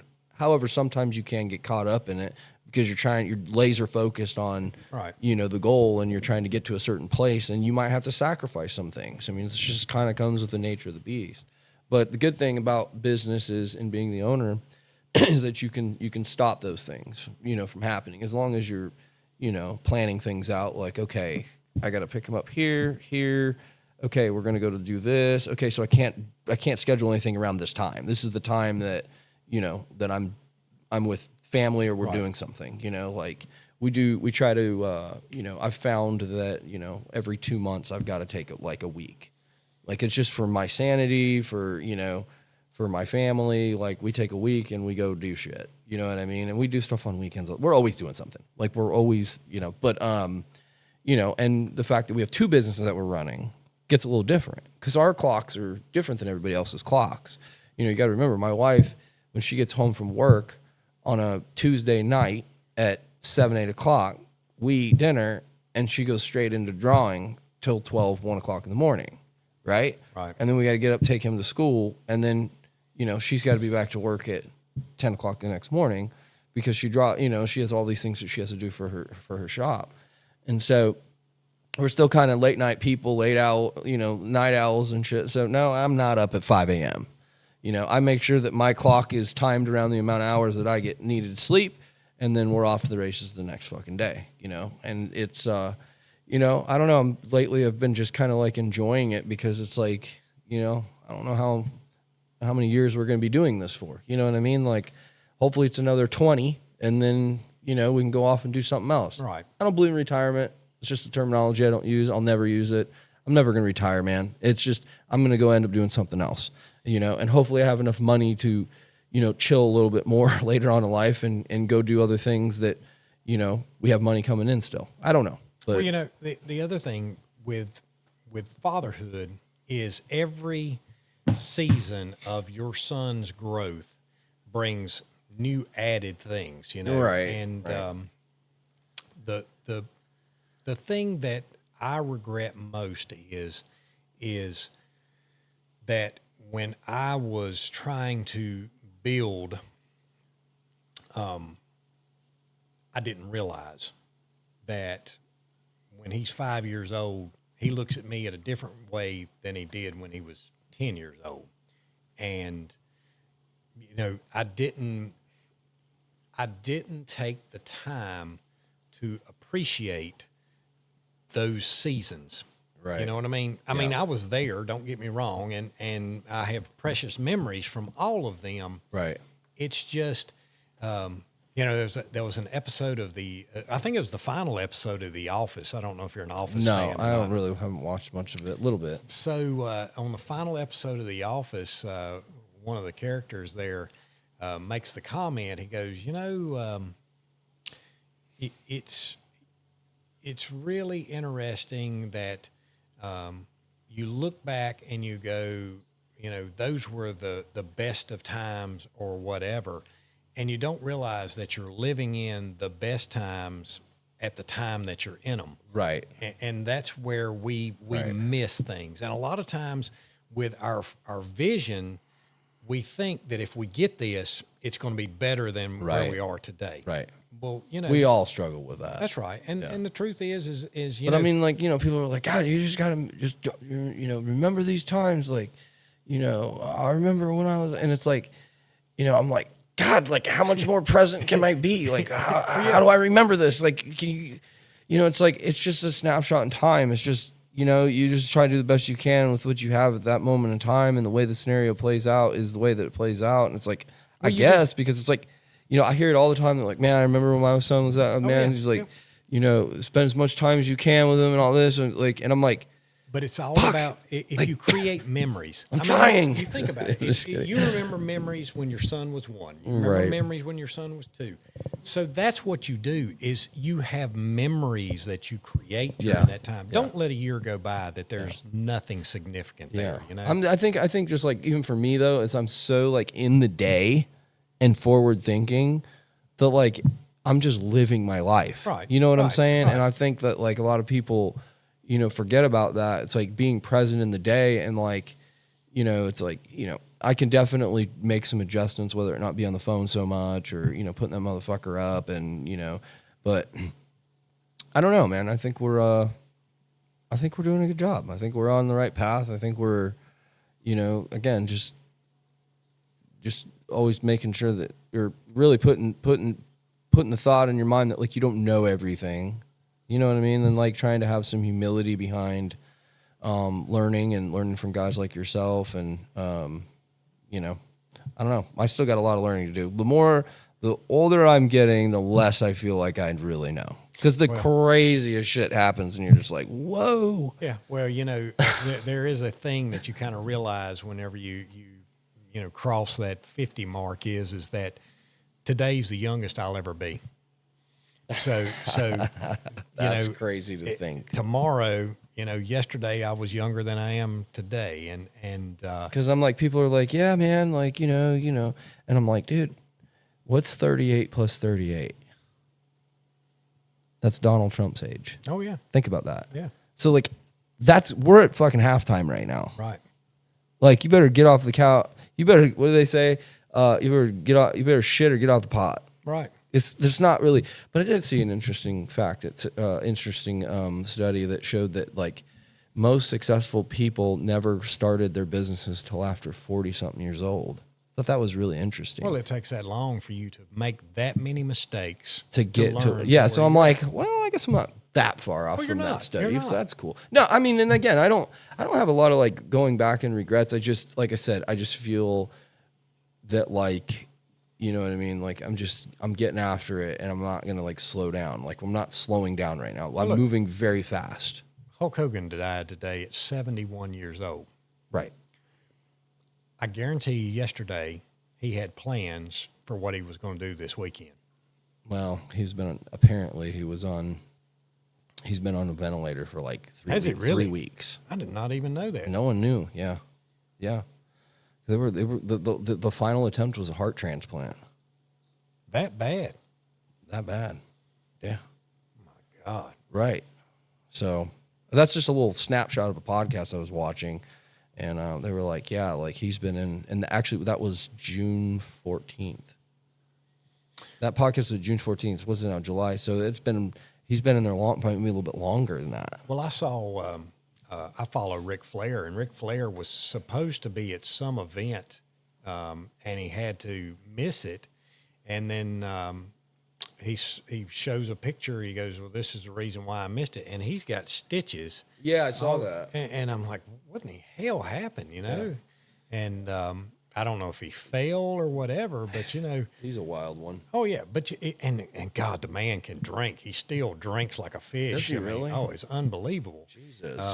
But the thing with Ric Flair is that these guys, obviously you're younger than I am, but and your son just getting into wrestling and watching these professional wrestlers. But I'll be honest with you, that's what I learned this is what a man is supposed to look like. This is how a man is. I learned from Ric Flair. This is how a man's supposed to talk shit.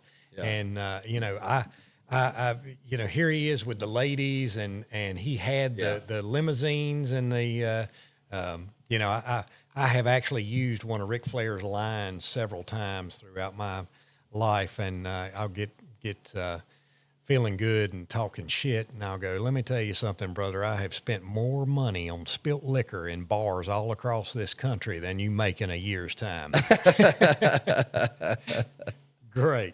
He's got like the best lines, I think, probably in wrestling. He's got to be, well, there'll never be another Ric Flair. No, I mean, this is the generation of wrestlers that you're just like, that was the most insane time in wrestling, going back and watching all the different SmackDowns and all the different WrestleManias. And it's like, dude, Vince McMahon was just, have you seen that documentary on him on there? That was a great documentary, man. That's awesome. But you know what's crazy is Ric Flair is the only wrestler that,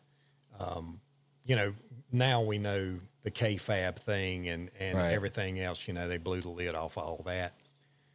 But Ric Flair lived and was the Ric Flair that he was as his persona. Yeah. He spent that money. He was in those limos and and going out and womanizing and doing all the things that he said he did. It was not an act. He was living Ric Flair. He was who he is. Yeah. And, that is... there's a lot of things in his life that he regrets, where we talk about, sure. The kids and just missing out on all these things. But at the same time, I mean, damn, he lived Ric Flair. He was Ric Flair. I mean, we did all look at everything. that and go, Yeah. wow, Yeah. you know. He made a lot of money. He's still rich as hell. I mean, I think he lives in Charlotte or somewhere. Yeah, that's where he's at. People said have seen him. Like at I used airports to, and stuff. well, you know, I grew up in that area. So, you know, we, like I said, I saw him and Macho Man out one night in Bar Charlotte. And I went up to Rick and I said, man, you just don't know how it feels to be standing this close to your idol. I said, I remember whenever you were Rookie of the Year in 1974, and he said, or 75, and he said, I think it was 70. I said, I don't want to date myself, and he said, well, I think it was 74. I don't want to date myself, you know. I was, okay. Oh shit! But it was funny because he was standing there drinking a beer, just you know, Macho Man was beside of me, Ric Flair was on the other side of him, and we're talking. And women would come up and go, do it for me, Rick, do it for me. And he'd just go, woo, you know, and they just melt. And it's like, wow. Oh, yeah. It's unreal. Insane, right? Yeah. But there it is. That you build your own celebrity, and that's exactly what he did. Oh, yeah. You know? He's going to go down as one of them. Insane. But, well, listen, man, we're at a long marker here, and I think it's time to wrap it up, and I appreciate you coming on. Man, I listening to me on my wild adventures, and appreciate you as a friend, dude. Really, like this has been pretty cool, and I'm glad that you know you're closer than I thought you were from my house. yeah, I was like, damn, okay, now you're not that far. That's a good thing. No excuses now anymore, right? So when I'm lighting some fireworks off or something, there you go. You can drive down, dude. But no, man, I really appreciate you and appreciate your time for coming on here. Hey, I'm gonna tell you what. You know, you